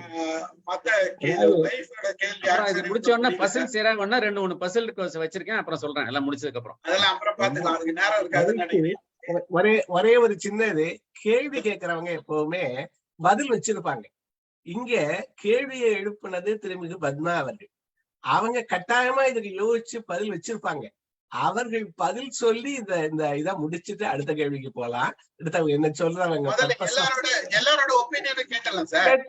கேட்டுட்டு கடைசியா பத்மா மேடம் சொல்ல சொல்லலாம். கரெக்ட். அமுதா மேடம் சொல்லுங்க. வாங்க. வாழ்க்கை என்றால் என்ன? What is the meaning of life? இதுதான் சார். வணக்கம் எல்லாருக்கும். வணக்கம் சார், எல்லாருக்கும் வணக்கம். நீண்ட நாள் கழிச்சு பாக்குறேன். வாங்க வாங்க. சார், நீங்க லைஃப்னு சொன்னீங்கல்ல, ஆமா. இந்த லைஃப்லயே 4 விஷயம் இருக்கு பாத்தீங்களா, அத வச்சு வாழறதுதான் சார் வாழ்க்கை. எல்லுக்கு லவ் இருக்கு, உலகம் பூரா அன்பு கிடக்கு, எல்லா கிட்டையும் நாம அன்பை கொடுக்கலாம். 2வது ஐக்கிய ஐடென்டிஃபை, எல்லாரும் ஒன்றுதான் என்று உணர்ந்து செயல்படணும். அதுக்கப்புறம் எத்திக், அந்த நெறிமுறைகள், அந்த ஒழுக்க நெறிப்படி வாழணும், ஃபங்க்ஷன் செயல்படுங்க. இந்த 4ஐயும் நீங்க பண்றதுதான் வாழ்க்கை. இதுக்கு மேல தனியா வேற ஒண்ணும் இல்ல. இத நம்ம ஃபாலோ பண்ணிட்டு போறதுதான் வாழ்க்கையின் பர்பஸ். நீங்க என்ன நினைக்கிறீங்க? இதுதானே சார் நம்ம வாழ்க்கையில எல்லோரும் இன்புற்றிருக்க நினைப்பதுவே அல்லாமல் ஏதொன்றும் அறியேன் பராபரமே அப்படின்னு சொல்லிடுறாரு. உயிர்களிடத்து அன்பு வேண்டும், தெய்வம் உண்மை என்று தானறிதல் வேண்டும், வைரமுடைய நெஞ்சு வேண்டும், இது வாழும் முறைமையடி பாப்பா அப்படின்னு பாரதி சொல்லிடுறாரு. பத்ரகிரியாரோட வாழ்க்கையெல்லாம் பாத்தீங்கன்னா எல்லாத்தையும் திறந்துட்டு வந்து உட்கார்ந்துடுறாங்க. அப்ப செல்வம் நிலையாமை, யாக்கை நிலையாமை, எதுவுமே நிலையாமை, அன்பு மட்டும்தான் நிலைக்கும்னு புத்தர் சொல்றாரு. அப்ப எல்லாமே நம்ம சொல்றவங்க அத்தனை பேரும் என்ன சொல்றாங்கன்னா, நம்ம வினய் தீர்த்தன் சார் சொன்ன மாதிரி ராக்ஃபெல்லர் அவ்வளோ பெரிய பணக்காரரா இருந்தாரு, ஏராளமான செல்வம் இருந்தது, அவருடைய வாழ்க்கையில நிம்மதி இல்ல. விவேகானந்தரை பாக்குறாரு, நீங்க எல்லாருக்கும் கொடுங்க அப்படின்னு அவர் சொல்றாரு. அதுக்கப்புறம் ராக்ஃபெல்லர் வந்து ரொம்ப வருஷங்கள் வாழ்ந்ததா, 90 வயசு வரைக்கும் அவர் வாழ்ந்திருக்காரு. அப்ப என்ன காரணம் அப்படின்னா, அடுத்தவங்களுக்கு நான் கொடுத்தேன் அப்படின்னு சொல்றாரு. அப்ப விவேகானந்தர் கிட்ட வந்து சொல்றாரு, நீங்க சொன்னபடி நான் எல்லாருக்கும் கொடுத்தனே, நீங்க எனக்கு ஒரு தேங்க்ஸ் சொல்லக்கூடாதா அப்படின்னு விவேகானந்தர் கிட்ட வந்து அவரு கேக்குறாரு. அப்ப விவேகானந்தர் சொல்றாரு, நீங்க எல்லாருக்கும் கொடுன்னு சொல்லி உங்களுக்கு நிம்மதி கொடுத்ததுக்கு நீங்க எல்லாம் எனக்கு தேங்க்ஸ் சொல்லணும், நான் போய் ஏன் உங்களுக்கு சொல்லணும் அப்படின்னு சொல்றாரு. அப்படி நம்ம இந்த உலகத்துல எல்லாத்தையும் பார்க்கும்போது அன்பு மட்டும்தான் பிரதானமானது. அந்த அன்பை எல்லார்கிட்டையும் கொடுக்கணும். அது எந்த உயிர்களா இருந்தாலும் அத்தனை உயிர்களிடத்திலேயும் அன்பு செலுத்தி ஒழுக்க முறைப்படி ஒருத்தன் வாழ்ந்தான் அப்படின்னு சொன்னா அதுதான் அவனுடைய வாழ்க்கை. அந்த வாழ்க்கைய அவன் என்னைக்கு புரிஞ்சுக்கிறானோ, புரிஞ்சுக்கிட்டானா அவன் உண்மையா வாழ்ந்ததா அர்த்தம். அத அவன் புரிஞ்சுக்காம அவன் ஏதாவது தவறுகள் செய்தா அவன் உண்மையான வாழ்க்கை வாழலன்னு. இதுதான் சார் வாழ்க்கை. நான் இப்படிதான் நினைக்கிறேன். வாழ்ந்துகிட்டே இருக்கியே. என்னங்க சார்? அது மாதிரி வாழ்ந்துகிட்டே இருக்கியேங்கிற. ஆமா சார், என்னால முடிஞ்ச வரைக்கும் முயற்சி பண்ணிக்கிட்டு இருக்கேன். ஆனா வந்து இறுதி வரைக்கும் முயல்வது தானே வாழ்க்கை. முற்றும் முடிஞ்சு போயிடாதுல்ல நமக்கு. அதனால முயன்ற வரைக்கும் நம்ம வந்து செயல்பட்டுக்கிட்டே இருக்கணும். நமக்கு ஒரு முடிவு முற்று நம்ம நல்லா வாழ்ந்துட்டோம்னு நினைச்ச உடனேயே நம்ம இங்க இருக்க மாட்டோம், ஓடிடுவோம். அது வரைக்கும் நம்ம இன்னும் முற்று பெறலன்னு தான் அர்த்தம். அது வரைக்கும் உட்கார்ந்து இருக்க வேண்டியதுதான். அருமை அருமை அருமைமா. ரொம்ப நன்றி சார். ரேணு ரேணு ரேணு இல்ல, ரேணு மேடம் இல்ல, லதா மேடம் வாங்க. எல்லோருக்கும் வணக்கம். நான் நடுவுல தான் வந்து ஜாயின் பண்ணேன். அது தெரியும் எல்லாருக்கும். இல்ல இல்ல, நான் வந்து சொல்லணும் இல்லையா, வாழ்க்கைன்னா என்னன்ட்டு தான் ஒருத்தங்க கேட்டுட்டு இருந்தீங்க இல்ல சார்? இல்ல பர்பஸ் ஆஃப் லைஃப் எது வேணாலும் சொல்லலாம் இல்லையா?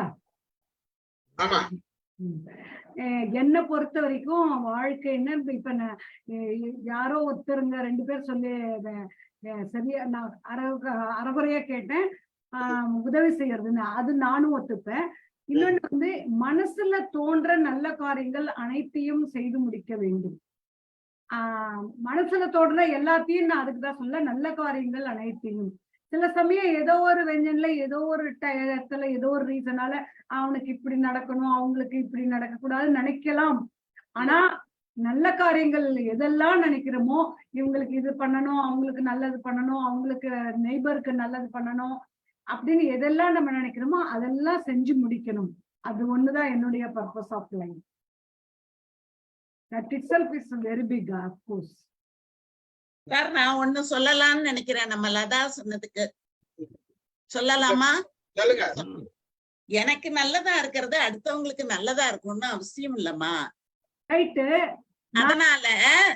அதனால ஒரு சின்ன கதை ஒண்ணு சொல்லுவாங்க. நான் ஏற்கனவே நீங்க கேள்விப்பட்டிருப்பீங்க. ஒரு மீன் வந்து நிறைய மீன்கள் வந்து நீர்ல நீந்திக்கிட்டு இருந்தது. ஒரு குரங்கு வந்து அந்த தண்ணிக்குள்ள விழுந்துட்டுது. விழுந்த உடனே அது உடம்பெல்லாம் ஒரே குளிர் வர ஆரம்பிச்சுட்டுது. உடனே அது என்ன பண்ணுது, நமக்கு குளிர்ற மாதிரி இந்த ஓடுற மீன்களுக்கும் குளிருமோ அப்படின்னு ஒவ்வொன்னா தூக்கி கரையில போட்டு. அந்த மாதிரி சில சமயங்கள்ல நமக்கு விருப்பமானது மற்றவங்களுக்கு எப்படி இருக்குங்கிறது நமக்கு தெரியாது. அதனால அவர்கள் தேவையறிந்து அவங்களுக்கு நம்ம செய்யலாமே தவிர, நம்ம தேவையை உணர்ந்து நம்ம மற்றவங்களுக்கு செஞ்சோம்னா அது அவ்வளவு பொருத்தமா இருக்கும் அப்படிங்கிறது சொல்ல முடியாது. இப்ப எனக்கு பாகற்காய் பிடிக்குது, எங்க வீட்டுக்கு ஒரு கெஸ்ட் வந்திருக்காங்க, அவங்களுக்கு அது பிடிக்கவே பிடிக்காது. ஆனா அது ரொம்ப நல்லது. ஆனா அதை வந்து எனக்கு நான் நல்லா சமைச்சிருக்கேன், சாப்பிடுங்கன்னு நம்ம கம்பல் பண்ணி கொடுத்தா கூட அது ஒரு பிடிக்காத பொருளா தானமா மாறிடுது. அது மாதிரி எல்லா விஷயங்களிலையுமே நமக்கு சரியா இருக்கிறது அடுத்தவங்களுக்கு சரியா இருக்கணும் அப்படின்னு சொல்ல முடியாது. அதனால நம்ம வந்து எனக்கு நல்லதா படுறத நான் அடுத்தவங்களுக்கு சொல்றேன் அப்படின்னு நம்ம சொல்ல முடியாது. அடுத்தவங்களுக்கு நல்லதுன்னு அவங்க எதை கருதுறாங்களோ அதை நம்மளால முடிஞ்சா செஞ்சு கொடுக்கணும். அப்படி இருந்தா சரியா இருக்கும்னு நான் நினைக்கிறேம்மா. அது உங்களுக்கு ஏற்புடையதா என்னன்னு எனக்கு தெரியல.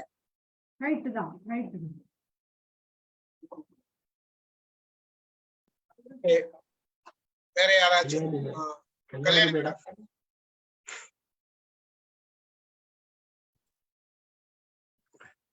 சார் பெரியவங்க எல்லாம் பேசிட்டாங்க சார். எனக்கு அவ்வளவா லைஃப் பத்தி ஒன்னும் தெரியாதுங்க சார். இனிமேல் தான் கத்துக்கணும். ஏன்னா ஒண்ணுதான் சார், எனக்கு வந்து செல்ஃப் கண்டென்ட்டா லீவ் பண்ணணும் அப்படிங்கறது தான் சார் மெயினா பாக்குறோம்.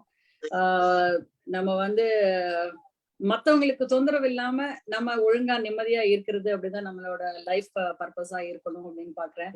அது நினைச்சிட்டே இருந்தேன். அதுக்கு தகுந்த மாதிரிதான் அமுதா அம்மாவும் சொன்னாங்க, இப்போ நம்மளுக்கு பிடிக்கிறது எல்லாம் மத்தவங்களுக்கு பிடிக்கும் அப்படின்னு சொல்ல முடியாது அப்படின்னு. அது ஒரு பாயிண்ட்டுங்க. அப்புறம் வந்து தேவையானவங்களுக்கு ஹெல்ப் பண்றது அப்படிங்கிறது, அவங்களோட தேவை அறிஞ்சு ஆடம்பரமா இல்லாம அவங்களுக்கு பேசிக் தேவைக்கு மட்டும் ஹெல்ப் பண்றது அப்படிங்கறத ஒரு பாலிசியா வச்சுட்டு போயிருக்கோம். அதாங்க சார். Thank you sir. அடுத்தது வேற யார் இருக்கீங்க? நாகவல்லி பேசுறீங்களா? Sarala madam. What is life? What is the meaning of life? வேறாச்சும் பேசுறீங்களா? சரி, ஓகே ஓகே ரைட். இந்த क्वेश्चनக்கு கடைசியா பத்மா மேடம் பதில் சொல்வாங்கன்னு நினைக்கிறேன். சார் நிறைய பேர்கிட்ட நிறைய தகவல்கள், அவங்க எல்லாரோடைய ஒப்பீனியனையும் கேட்டது எனக்கு ரொம்ப சந்தோஷமா இருக்கு. இதுல ஃபர்ஸ்ட் நான் அந்த கேள்வி ஆரம்பிச்சதால என்னோட பதில் என்னன்னு கேக்குறீங்க. ஓகே, நான் வந்து பர்சனலா என்னோட ஒப்பீனியன் நான் சொல்றேன். எனக்கு லைஃப் நான் எப்படி பாக்குறேன், என்ன சாதிக்கணும், என்ன செய்ய விரும்புறேன் அப்படின்னு பாத்தீங்கன்னா, எதையாவது உருப்படியா மற்றவர்களுக்கு பயன்படும் வகையில் எதையாவது விட்டு செல்ல வேண்டும் அப்படிங்கிறது தான் என்னோட மனசுல ரொம்ப நாளா இருக்கிற ஒரு எண்ணம். அது என்னுடைய ஸ்பீச் மூலியமா இருக்கலாம், என்னுடைய எழுத்து மூலியமா இருக்கலாம்.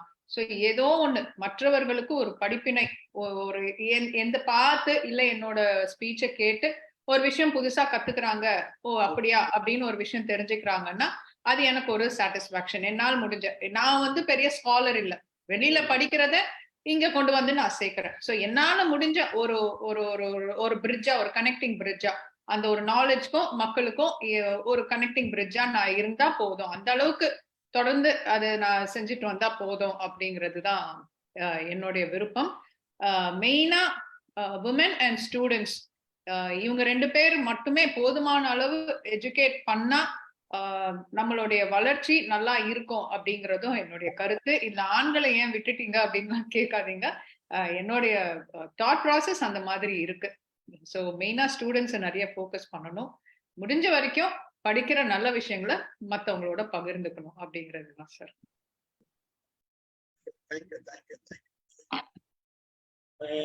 Okay, right. நான் என்ன நினைக்கிறேன்னா, லைஃப் அப்படின்னா எப்பயுமே நான் சொல்ற பதில் வந்து லைஃப், வாட் இஸ் லைஃப் அப்படின்னு என்கிட்ட கேட்டாங்கன்னா, minute to minute it is a challenge, break it. இதுதான் நான் சொல்றது. எப்பவுமே என்னோட வார்த்தை நான் எல்லாருக்கிட்டையும் சொல்றேன். எப்பவுமே லைஃப் அப்படின்னு என்கிட்ட கேட்டாங்கன்னா, it is a minute to minute challenge, break it, we are doing it. நம்ம பண்ணிட்டு தான் இருக்கிறோம், இவ்வளவுதான் லைஃப். அந்த இது வந்து what is meaning of life அப்படின்னு நம்மள கேட்டோம்னா, முடிஞ்ச அளவுக்கு யாரையும் கஷ்டப்படுத்தாத வச்சுக்கணும். என்ன வேணா செய்யுங்க, அடுத்தவங்களை கஷ்டப்படுத்தாத வச்சுக்கணும், அவ்வளவுதான். சொல்லுங்க sir. Minute to minute breaking challenge அப்படின்னு சொல்றீங்க இல்லீங்களா? மினிட் டு மினிட் சேலஞ்ச், ஒவ்வொரு நிமிஷத்துக்கும் சேலஞ்ச் வருது, அதை பிரேக் பண்ண கத்துக்குங்க, அவ்வளவுதான். ஓகே, சோ அது நீங்க சொல்றதே நம்மள எவால்வ் பண்ணிக்கிறது, வளர்ச்சி அடையிறது. இட் இஸ் அதாவது ஓவர் கமிங் த சேலஞ்ச், அவ்வளவுதான், வேற ஒண்ணும் கிடையாது. ஓவர் கமிங் த சேலஞ்ச் நம்ம அதை பண்ணிட்டு தான் இருக்கோம். ஒவ்வொரு நிமிஷமும் சேலஞ்ச் இருக்கு. இப்ப இந்த நிமிஷம் அடுத்த நிமிஷம் என்னன்றது லைஃப் சில சேஞ்ச் ஆகுது, எல்லாருக்கும் நிறைய சேஞ்ச் ஆகுது இல்லையா? It may be positive, it may be negative, but what ever it is, அதை நம்ம ஃபேஸ் பண்ணிட்டு தானே போறோம், அதுதான் லைஃப், வேற ஒண்ணும் கிடையாது. லைஃப்னா இதுதான் லைஃப் என்ன பொறுத்த வரைக்கும், நான் அதுதான் நினைக்கிறேன். இப்ப அடுத்தவங்களுக்கு நம்ம எதுவும் எந்த அளவுக்கு துன்புறுத்தல் இல்லாத வாழுதல் முக்கியமான என்னோட கொள்கையை வச்சிருக்கேன் நான். Thank you very much. So very அந்த சேலஞ்ச நீங்க எதிர்கொள்ற போது அது நமக்கோ பிறருக்கோ ஒரு பெனிஃபிட் கொடுக்கறது மாதிரி அது இருந்தா அதுக்கு நிறைவு இருக்கு. அந்த சேலஞ்சில நிறைவு இருக்கு, இல்லாட்டி அதுல தோல்வி இருக்கு. அந்த நிறைவை தான் நம்ம எப்போ விரும்புறது என்ன, அந்த நிறைவு, அந்த சேலஞ்சில அது அடுத்தவர்களுக்கோ நல்லதாகவோ நமக்கு நல்லதாகவோ முடிஞ்சா அது அந்த சேலஞ்ச நம்ம எதிர்கொண்டுட்டோம்னு அர்த்தம், இல்லாட்டி அதுல நம்ம அடங்கிட்டோம்னு அர்த்தம். அடுத்த சேலஞ்சுக்கு போறோம், அது கண்டினியூஸ் தான் அந்த ப்ராசஸ். அதுதான் சார், ஒரு சேலஞ்ச நீங்க ஃபெயில் ஆனீங்கன்றது கிடையாது, அடுத்து fail ஆனீங்கன்னா there is a challenge. புரியுதுங்களா? நீங்க அதுதான் மினிட் டு மினிட், ஒவ்வொரு நிமிஷமும் வர சேலஞ்ச் தான். நீங்க அடுத்து ஃபெயில் ஆயிட்டீங்கன்னா அடுத்தது உங்களுக்கு சேலஞ்ச் இருக்குது. அதே அப்ப அதை தாண்டி வெளியில வந்து தானே ஆகுறோம் நம்ம. அதுதான் நான் சொல்ல, வேற ஒண்ணும் இல்லைங்க. மகிழ்ச்சி. வேற யாருன்னா லைஃப் பத்தி பேசுறீங்களா? இருக்கிறீங்க, அடுத்த கொஸ்டின் போயிடலாம் சார். ஒண்ணு சொல்லுங்க சார். தாராளமா சார். இப்போ இவங்க சொன்ன மாதிரி நம்ம என்னதான் நம்ம ஓடி ஓடி உழைச்சாலும், நம்ம ஓடி ஓடி உழைச்சு போய் மத்தவங்களுக்கு பணம் கொடுத்து ஹெல்ப் பண்றதை விட அவங்கள வேலை பண்ண வைக்கணும் அப்படிங்கிற ஒரு பாயிண்ட் சார். இப்ப பத்மாமா சொன்ன மாதிரி நம்ம படிச்சுட்டு மத்தவங்களுக்கு விஷயத்த சொல்லி அத சொன்னதுக்கு அப்புறம் அவங்கள ஊக்குவிச்சு அவங்கள படிக்க வைக்கணும். அதுதான் ஒரு மெயினா கொண்டு வரணும் ஸ்டூடெண்ட்ஸ் கிட்ட இருந்து எல்லாமே அப்படிங்கறதுதான் சார். அதுதான் சொல்ல வந்தேன். அது உண்மைதான். நம்ம பணம் கொடுக்கணும்னு யாரும் இங்க பணம் கொடுக்க வேண்டிய அவசியம் இல்லையா? நீங்க பணம் அதுதான் சார். இல்லைங்க சார், பொதுவா பேசிக்கா பாத்தீங்கன்னா சொல்றது எப்படி சொல்லுவாங்கன்னா, நீங்க வந்து நிறைய சம்பாரிச்சு எல்லாத்துக்கும் கொடுக்கணும் அப்படிங்கிற மாதிரி. அப்படி வேண்டாம், ஓடி ஓடி உழைச்சு நீ ஊருக்கெல்லாம் கொடுக்காத, அத நீ வந்து அவங்கள உழைக்க வை அப்படிங்கறதுதான் சொல்ல வந்தேன் சார். இந்த ஓடி ஓடி உழைக்கணும் அதுக்கு சொல்ல வந்தேன் சார். நீங்க அதெல்லாம் இங்க கொண்டு வரக்கூடாதுன்னு சொல்லிட்டேன் ஏற்கனவே. இல்ல இல்ல, நான் அரசியலுக்காக சொல்லலைங்க சார், பொதுவா நான் சும்மா சொன்னேன். சொல்றேன். உண்மைதான். சரி, ஹெல்ப் பண்றதுன்றது என்ன? ரியலி இப்ப எனக்கு ஒரு அர்ஜென்ட், யாராவது ஒருத்தருக்கு ஒரு அர்ஜென்ட், அந்த நேரத்துக்கு நீங்க கொடுத்து உதவுறது வேற, அது அந்த உதவுறது வேற நமக்கு.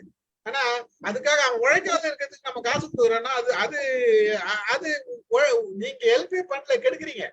ஆமா சார், உண்மையாவே கெடுக்குறீங்க, அடுத்தவங்கள கெடுக்குறீங்க. நீங்க ஆக்சுவலா வந்து நிறைய படத்துல காமிச்சிருப்பாங்க. அதாவது அர்ஜுன் கூட ஒரு இடத்துல ஒருத்தனுக்கு பிச்சை எடுத்துட்டு வருவான், காசு கொடுத்து மேக்சின் வாங்கி விற்க சொல்லுவாங்க. 4 மேக்சின் வாங்கி வித்துட்டு அப்புறம் அதுல இருந்து காசு சம்பாதிச்சு அதை விற்பான். சோ இட் இஸ் ஒரு ஹெல்ப், சின்ன ஹெல்ப்பா இருந்தாலும் அதுல ஒரு வியாபாரமா இது வருது. பல பேர் பிச்சைக்காரங்களுக்கு போடுறதை விட சாப்பிட்டு வாங்கி கொடுக்குறேன்னுவாங்க, பல பேர் வாங்கி கொடுக்குறேன்னுவாங்க. பல நேரத்துல பிச்சைக்காரங்களா நீ வாங்கி கொடுக்குறதா வேணா, காசு விட்டு நான் வாங்கிக்கிறேன். நிறைய பேர் அப்படிதான் சொல்றாங்க, சாப்பாடு வேண்டாம். நீங்க வாங்கி கொடுக்குற எத்தனை பேர் வாங்கி கொடுத்து நான் சாப்பிடுறேன்றான். அது கல்யாணி என்ன சொல்ல வராங்கன்னா, நோ ஃப்ரீபீஸ். அதெல்லாம் அவங்க சொல்லல, நீங்க தான் இங்க இதை கொண்டு வரீங்க. அவங்க சொன்னதுக்கும் நீங்க சொல்றது வித்தியாசம் இருக்குது. இதுதான் சார் மீனிங். ஃப்ரீயா எதுவும் கொடுக்க கூடாது. அதெல்லாம் கிடையாது. நீங்க கொடுக்கறது ஃப்ரீபீஸ்ன்ற வார்த்தை வந்து இங்க கிடையாது, அதுக்கு அர்த்தமே வேற. தெரியுதுங்களா? அப்ப நம்ம அதை இங்க பயன்படுத்த கூடாது. இல்ல சார், இது வந்து இன்டைரக்டா சொல்றது சார். அதாவது டைரக்டாவே சொல்லிட்டீங்க, அப்புறம் இன்டைரக்டா எங்க சொல்றது? சரி, எதுனாலும் என்ன மீன் பண்றேன்னா, அவங்களுக்கு பிகினிங் ஹெல்ப் பண்ணி அவங்கள ஏத்தி விட்டுட்டு அவங்களோடைய உழைப்பிலேயே அவங்க முன்னுக்கு வரணும். ஒருத்தன் பசிக்குதுன்றான், ரொம்ப பசிக்குதா, எனக்கு வேற வழியே இல்லைன்றான். அப்போ அவனுக்கு காசு கொடுக்குறதோ சாப்பாடு கொடுக்குறதோ ஓகே. இல்ல நீ போய் ஒரு காசு உழைச்சிட்டு வந்து சாப்பிடுன்னு சொன்னா அது நியாயம் கிடையாது. அததான் நான் சொன்னேன். அந்த நேரத்துல அவனுக்கு கொடுக்க வேண்டியதை கொடுத்துட்டு சாப்பிடுறதுக்கு, அதுக்கப்புறம் ஃபர்தரா அவனுக்கு வேணும்னா ஹெல்ப் பண்ணி உழைக்கிறதுக்கு வழி காமிக்கலாம் அப்படின்றதுதான் நான் சொன்னேன். அது ஃப்ரீபீஸ் கிடையாது. அடுத்த கேள்வி வந்து இவரு இருங்க, அடுத்த கேள்வி போயிடலாம் நம்ம. சிவகுமார் சார் ஒரு கேள்வி கேட்டிருக்காரு, இதுக்கு பதில் கிடைக்காது. ஆண்கள் கணவர்கள் எப்படி இருக்க வேண்டும் என்று பெண்கள் மனைவிமார்கள் நினைக்கிறார்கள். அதே போல பெண்கள் எப்படி இருக்க வேண்டும் என்று ஆண்கள் நினைக்கிறார்கள். இதுக்கு பதில் கிடையாது. உங்க கப்பல் மட்டும்தான் இருக்கீங்க, வேற யாரும் இல்ல. இல்ல, யாரும் இருக்கிறன்னு அவசியம், இருக்கிறத வச்சுதான் பேசுறது இங்க. சார் இதான் பதில் இருக்கு.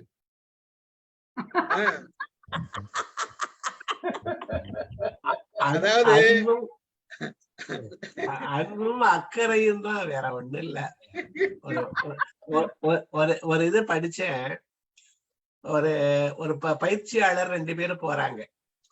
அந்த பயிற்சியில அன்னைக்கு கிரகணம், வீட்டுல இருந்து ஒரு போன் வந்துச்சான், கிரகணம் முடிக்கும் போது சாப்பிட்டுருங்க அப்படின்னு.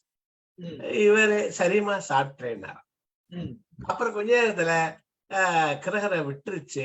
அதாவது அப்ப சாப்பிட்டீங்களா அப்படின்னு கேட்டாங்களாம். இப்படி தொடர்ந்து இந்த சாப்பிடுறத அவங்க கேட்டுக்கிட்டே இருக்காங்க.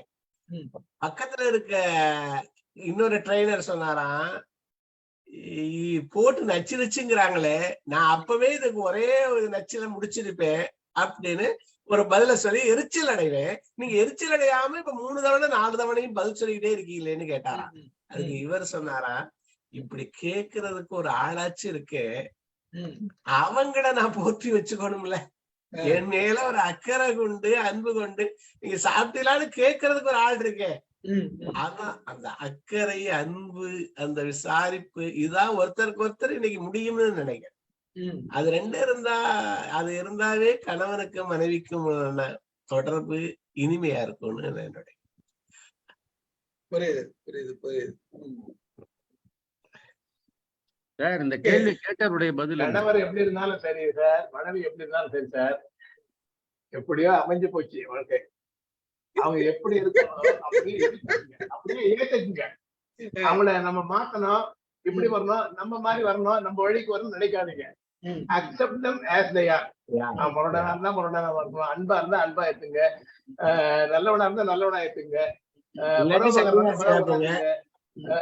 அதே போல மனைவி ஒரு மக்கா இருந்தா கூட மக்காவே ட்ரீட் பண்ணுங்க, என்ஜாய் பண்ணுங்க, என்ஜாய் அதனுடைய ஸ்டூபிடிட்டியை என்ஜாய் பண்ணுங்க. அவங்க அடிமையா வச்சுக்காதீங்க. அக்செப்ட் எவ்ரி வை. அவங்க மனைவிய எப்படி வந்தாங்களோ அப்படியே வச்சுக்கோங்க. அவங்க குணத்தன்மையோ கேரக்டரையோ மாற்றத்துக்கு நினைக்காதீங்க. அவங்க சில பிறவி குணம் மாறாது. அதே போல சில ஆண்களுக்கு சில பிறவி குணம் மாறாது. எப்படியா லைஃப்ல சேர்ந்தாச்சு, தென் accept them as they are. இதுதான் என்னுடைய பதில். மற்றும் சொல்லுங்க சார். நல்ல விஷயங்களை அவங்க ஒத்துக்கிட்டாங்கன்னா, ஸ்பௌஸ் யாரா இருந்தாலும் ஒத்துக்கிட்டாங்கன்னா மாத்துறதுல தப்பு இல்லை சார். ஃபார் எக்ஸாம்பிள் நான் ஒண்ணு சொல்றேன். நான் எப்பயுமே சின்ன பையில இருந்து வெந்நீர்ல தான் குளிப்பேன். அது வெயில் காலம் ஆகட்டும் எந்த காலம் ஆகட்டும், எங்க வீட்டுல அப்படி பழக்கிட்டாங்க. மேரேஜ் அனுப்புறோம், எங்க ஹஸ்பண்ட் வந்து என்ன நீ சம்மர்ல கூட இப்படி குளிக்கிறேன். நாங்க சம்மர்ல தான் கல்யாணம் ஆச்சு. April 8 எங்க கல்யாணம். அங்க ஹைதராபாத் போறதுக்குள்ள மே ஆயிடுச்சு. அப்ப சொன்னாங்களா, அது என்னவோ எனக்கு மனசுல பட்டுச்சு, ரைட் தான்ட்டு. இன்னைக்கு வரைக்கும் இப்ப குளிர்காலத்துல கூட நான் வெந்நீர் குளிக்கிறது இல்ல, பச்சை தண்ணி தான். It is very good for health also, everybody knows. So இது மாதிரி சில விஷயங்கள் அவங்க சொல்றது வந்து நமக்கு ஏத்துக்குச்சுன்னா அது பண்றதுல தப்பே கிடையாது. அதை இம்ப்ளிமெண்ட் பண்றதுல நான் ரொம்ப நல்ல விஷயம் கூட. அதே மாதிரி உங்களை மாதிரி எல்லாம் ஏத்துக்குவாங்களாமா? அதுதான் நான் சொல்ல வரேன். ஏத்துக்கிட்டு அவங்களுக்கு செட்டும் ஆச்சு சூட்டம் ஆச்சுன்னா பண்ணலாம், பண்றதுல தப்பு இல்லை. அதனால ஒண்ணுமே சொல்லாம இருக்க கூடாதுன்னு சொல்ல வரேன் நான். சார் நீங்க சொன்னீங்கல்ல மாற்ற முடியாது, அது மாதிரி எதுவும் கிடையாது, மாற்ற முடியும். அப்படி வேணா சொல்லலாம். யூ ஹேவ் டு டு ஓரளவு ஏற்றுக்கொள்றது. எங்க பக்கத்துல பொண்ணு பாக்குற போது பொண்ணு எப்படி அப்படின்னு கேட்பாங்க. அதாவது அழகு இதுகளை எல்லாம் பத்தி எல்லாம் எப்படி, அதாவது ரொம்ப நல்லா இல்ல அப்படிலாம் சொல்லாம உள்ளபடி இருக்கு அப்படிம்பா. எப்படி பொண்ணு எப்படி இருக்கு, உள்ளபடி இருக்கு அப்படின்னா என்ன அர்த்தம்? எப்படி இருக்கோ அப்படிதான் இருக்கு. உள்ளபடி அப்படின்னா சுமாரோ அப்படிலாம் வச்சுக்கலாம். இருந்தாலும் எல்லாரும் உள்ளபடி இருக்கோம், அதை ஏற்றுக்கொள்ளணும் அப்படிங்கிறதுதான். அதாவது உள்ளபடி இருக்கு, நமக்கு வந்தது நம்ம வாய்த்தான், அது உள்ளபடி இருக்கு, அதை ஏற்றுக்கொண்டு வாழ்க்கையை ஓட்டலாங்கிறது தான் அவங்க சொல்றது. தன்னால மாறுவாங்க. சேர்ந்ததின் இயல்பு அப்படின்னு சொல்றாரு. ஏதோட சேருதோ அதனுடைய இயல்புக்கு தன்னால ஒண்ணு மாறும். பூவோடு சேர்ந்த நார் அப்படிலாம் சொல்றோம்ல, அதனால வாழ்க்கை அந்த மாதிரி அமையும்.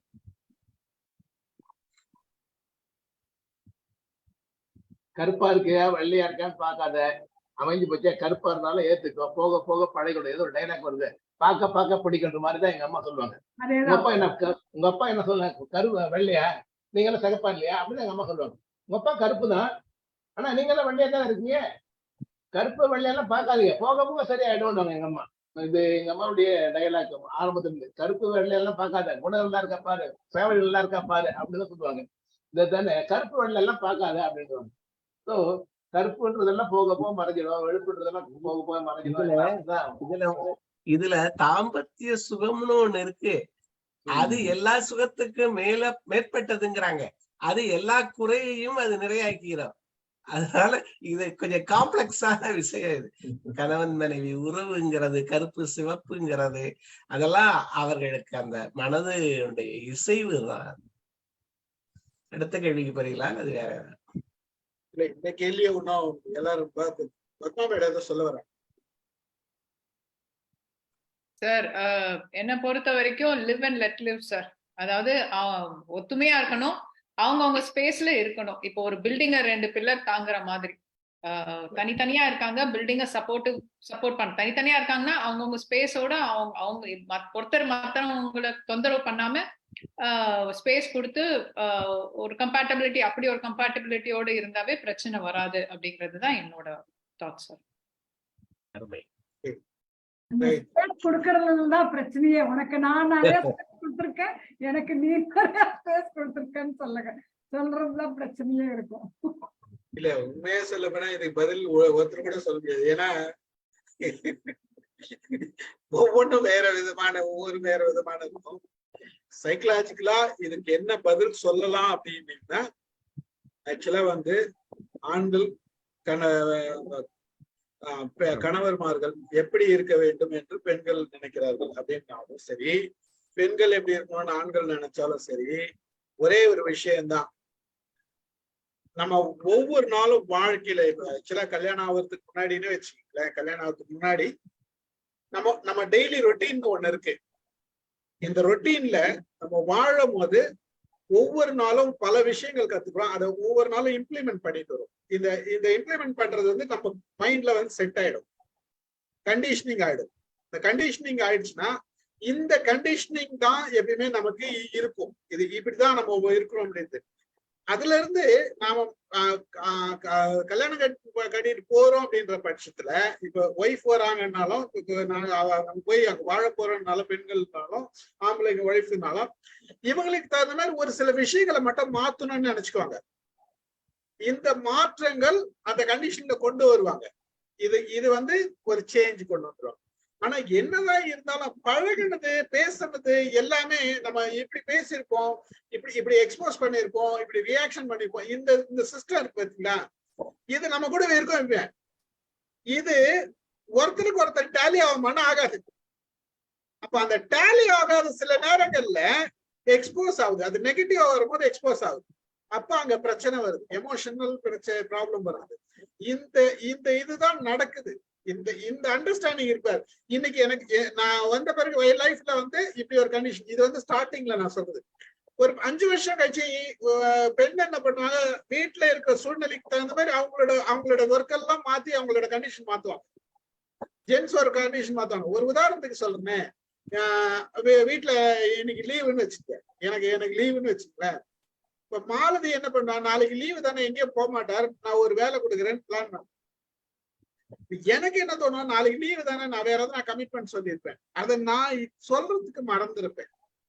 காலையில எழுந்த உடனேயும் இந்த வேலை செய்யுங்கன்னு சொல்லும் போது எனக்கு என்ன தோணும்னா, நாம ஒரு கமிட்மெண்ட் பண்ணிருக்கோமே அப்படின்னு சொல்லும் போது, நான் இல்லம்மா நான் இங்க போறேன், பிளான் இருக்கேன், என்னால இது செய்ய முடியாது அப்படின்னு சொல்றப்ப என்ன ஆகுன்னா, நேத்து வரைக்கும் இருந்தீங்க சொல்லலையே அப்படின்ற அந்த ஒரு இது வரும். நீங்க நான் சொல்ல மறந்துட்டேன் அப்படின்னா, நான் சொல்லும் போது தானே நீங்க உங்களுக்கு ஞாபகம் வரும்.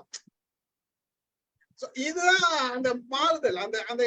அவங்களோட பிளான் ஒண்ணு, நம்மளோட பிளான் ஒண்ணு. இந்த 2 பேருக்கும் இருக்க சின்ன கம்யூனிகேஷன் கேப் வந்து ஒரு வார்த்தையா வெடிச்சு இது என்ன ஆகும், அப்படியே டபுள் ஆகும்.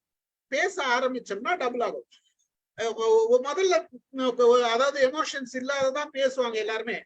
பட் ஏதோ ஒரு வார்த்தை மாறி வரும்போது, கொஞ்சம் எமோஷன்ஸ் வந்து நெகட்டிவா வரும்போது, அது ஒருத்தரை பாதிக்கும் தெரிஞ்சா கூட, கண்டிஷனிங்கா நமக்கு இவருக்கு இது சொன்னா கோபம் வரும்னு தெரிஞ்சா கூட, நமக்கு என்ன சொல்லிடும் மைண்ட் சொல்லிடுவோம். சொல்லிட்ட உடனே என்னாக அங்க எக்ஸ்போஸ் ஆகும். இப்படிதான் நடக்கும். ஒவ்வொருத்தருக்கும் பெரும்பாலும் சண்டை நடக்குது, மிஸ் அண்டர்ஸ்டாண்டிங் வர்றது, இதெல்லாம் இது வந்து ஒரு சின்ன உதாரணத்துக்கு தான் நான் சொல்றேன். தவிர இந்த மாதிரி நமக்கும் அவங்களுக்கும் அதே கண்டிஷன்ல நாமளும் நடத்துவோம். இத வந்து அண்டர்ஸ்டாண்ட் பண்ணிக்கணும்னா கூட அண்டர்ஸ்டாண்ட் எல்லாம் பண்ணி வச்சிருப்போம். அதே கண்டிஷன்ல தான் பிரெயின் வேலை செய்யும், மறுபடியும் அங்க போய் வேலை செய்யும். அப்போ வந்து என்ன ஆகுன்னா, எப்பயுமே நம்ம புரிஞ்சுக்கிறது இல்லை. அப்படி இல்லை, உள்ள சிஸ்டம் அப்படிதான் இருக்குது. இது வந்து நம்ம கொஞ்சம் நிமிடம் இதெல்லாம் நடக்கிறது வசதிதான். இது சேஞ்ச் அந்த ஒரு இதுல வந்துட்டோம்னா, நம்ம அடுத்து என்ன, சரி அவருக்கு வேலை வச்சுட்டாரு, அவருக்கு ஏதோ வேலை வச்சிருக்காரு, அடுத்து என்ன பண்றதுன்னு நம்ம யோசிச்சுட்டோம்னா ப்ராப்ளம்ஸ் ஆகும். அந்த யோசனை வர்றதுக்கு முன்னாடி நம்ம வார்த்தையை விட்டுறோம். அடுத்து இதெல்லாம் பேசிட்டுலாம் முடிச்சுட்டு அடுத்து என்னன்னு நம்ம பிளான் பண்ணுவோம். எல்லாம் சண்டை எல்லாம் போட்டு முடிச்சுட்டு அடுத்து என்னன்னு நம்ம பிளான் பண்ணுவோம். இதை போடுறதுக்கு முன்னாடி பிளான் பண்ண மாட்டோம். அங்கதான் பிரச்சனையே. அது அந்த மாதிரிதான் பெரும்பாலான லைஃப்ல பிரச்சனை வருது. இது கொஞ்சம் கொஞ்சமா ஒரு சிலருக்கு வெடிச்சுட்டே போகும். எக்ஸ்பேண்ட் ஆனியர் போகும்போது தான் அவங்க வந்து டிப்ரெஷன் போறதும், அதுக்கப்புறம் ஸ்ட்ரெஸ் ஆகுறதும், டிப்ரெஷன் போறதும், வேற லெவல் போறதும் வர்றது தவிர மற்றபடி ஜென்ரலா இதுதான் வரும். அது நல்ல ஒரு இது சண்டை போட்டுக்காங்க, அடுத்த செகண்ட் ஒரு 1 hour கழிச்சு எல்லாம் சமாதானம் ஆயிடும். அதுக்கப்புறம் லைஃப் போயிட்டே இருக்குன்னு வச்சுக்கோங்களேன். சோ இந்த கண்டிஷன் வந்து பெண்களுக்கு உறவுகள்ல கணவன் மனைவி உறவு அலாதியான நான் என்னுடைய நான் நல்லா இருந்தா அவங்களும் நல்லா இருப்பாங்க, அவங்க நல்லா இருந்தா நான் நல்லா இருப்போம். அது ஒன்று. ரெண்டாவது, என்னுடைய தாயார் சொல்லுவாங்க, தன் குற்றமும் பொண்டாட்டி நாற்றமும் ஒருத்தனுக்கு தெரியாதும்பாங்க. தன் குற்றமும் பொண்டாட்டியுடைய நாற்றமும் ஒருத்தனுக்கு தெரியாது. அப்படின்னா இந்த தாம்பத்தியத்துல குறை தெரியாது, அது அந்த இன்பத்துல எல்லா குறையும் அடிபட்டு போகுது. பேசிட்டே இருக்க, காலை மலர்ந்து மாலை காலை மொட்டாகி இருந்து மாலை மலரும் நோயின்னு சொல்றாரு. அப்ப என்ன ஆகுது, அந்த குறைய ஒரு மணி நேரத்துல மறந்துடுறான். மறுபடி வாழ்க்கை ஓடணும். அப்ப இந்த உறவு அலாதியானது. இந்த உறவோட எல்லாத்தையும் சேர்க்க முடியாது. இந்த உறவுல நான் நல்லா இருந்தா என் மனைவி நல்லா இருக்காங்க, என் நலமும் அவங்க நலமும் சேர்ந்ததுதான் வாழ்க்கைங்கிறதுனால இந்த உறவு ஒரு வித்தியாசமானது, அலாதியானது. குறைகளை அது நிறையாக்கியது. நமக்கு உள்ள வேற ஒரு விருப்பம், வேட்கை இதெல்லாம் நிறையாக்கியது, அந்த குறையே நிறையாக்கியது.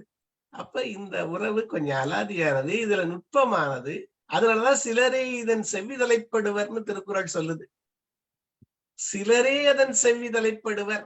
சிலருக்கு தான் இதனுடைய அந்த நுணுக்கம் அது முழுவதும் தெரியுங்கிறாரு. கொஞ்சம் வாழ்க்கை எப்படி ஓடிக்கிட்டு இருக்க தெரியாட்டேது ஓடிக்கிட்டு இருக்கோம் அப்படிங்கிறது நல்லது. நல்ல ஒரு டிஸ்கஷன். அச்சம் மடம் நாணம் பயிர்ப்புள்ள பெண்கள் இருக்காங்களா சார்? அந்த காலம் போயிடுச்சா சார்? அதெல்லாம் மறந்துடலாமா சார்? அச்சம் மடம் நாணம் பயிர்ப்பு சொன்னாங்க சார். அந்த மாதிரி பெண்கள் எல்லாம் அதெல்லாம் வடிவேலு கேட்டதா மாதிரி பயிர்ப்பு இல்ல, நாணம் எல்லாம் இருக்கத்தானே வேணும். பழிக்கு நாணுதல் மறைஞ்சு போச்சு, அதெல்லாம் மறைஞ்சு போச்சு. இல்ல, நாணுதல்னா அந்த நாணுதல் மட்டும் இல்ல, நாணுதலே நம்ம திருக்குறள் நிறைய சொல்லுது. ஒரு பழிபாவத்துக்கு நான்றது, அஞ்சுறது, அதெல்லாம் எல்லாருக்கும் ஆணுக்கும் பெண்ணுக்கும் சேர்ந்ததுதான் அச்சம். அது அச்சம் கீழ்கள், அது ஆச்சாரம்னாரு. இன்னொன்னு சொல்றாரு, அஞ்சுவது அஞ்சாமை பேதமைங்கிறாரு. இதெல்லாம் இருக்க வேண்டிய குணங்கள் மனிதனுக்கு. அன்றைக்கு பெண்ணுக்குன்னு சொன்னாங்க, இன்று பொதுப்படுத்த நம்ம பார்க்க வேண்டும். சார், பெண்களுக்கு சார் அச்சம் மடம் நாணம் பயிர்ப்புன்னு 4 குணங்கள் சொல்றாங்கல்ல சார். இன்னைக்கும் அந்த 4 குணங்களோட பெண்கள் இருக்கிறவங்க இருக்கிறாங்க.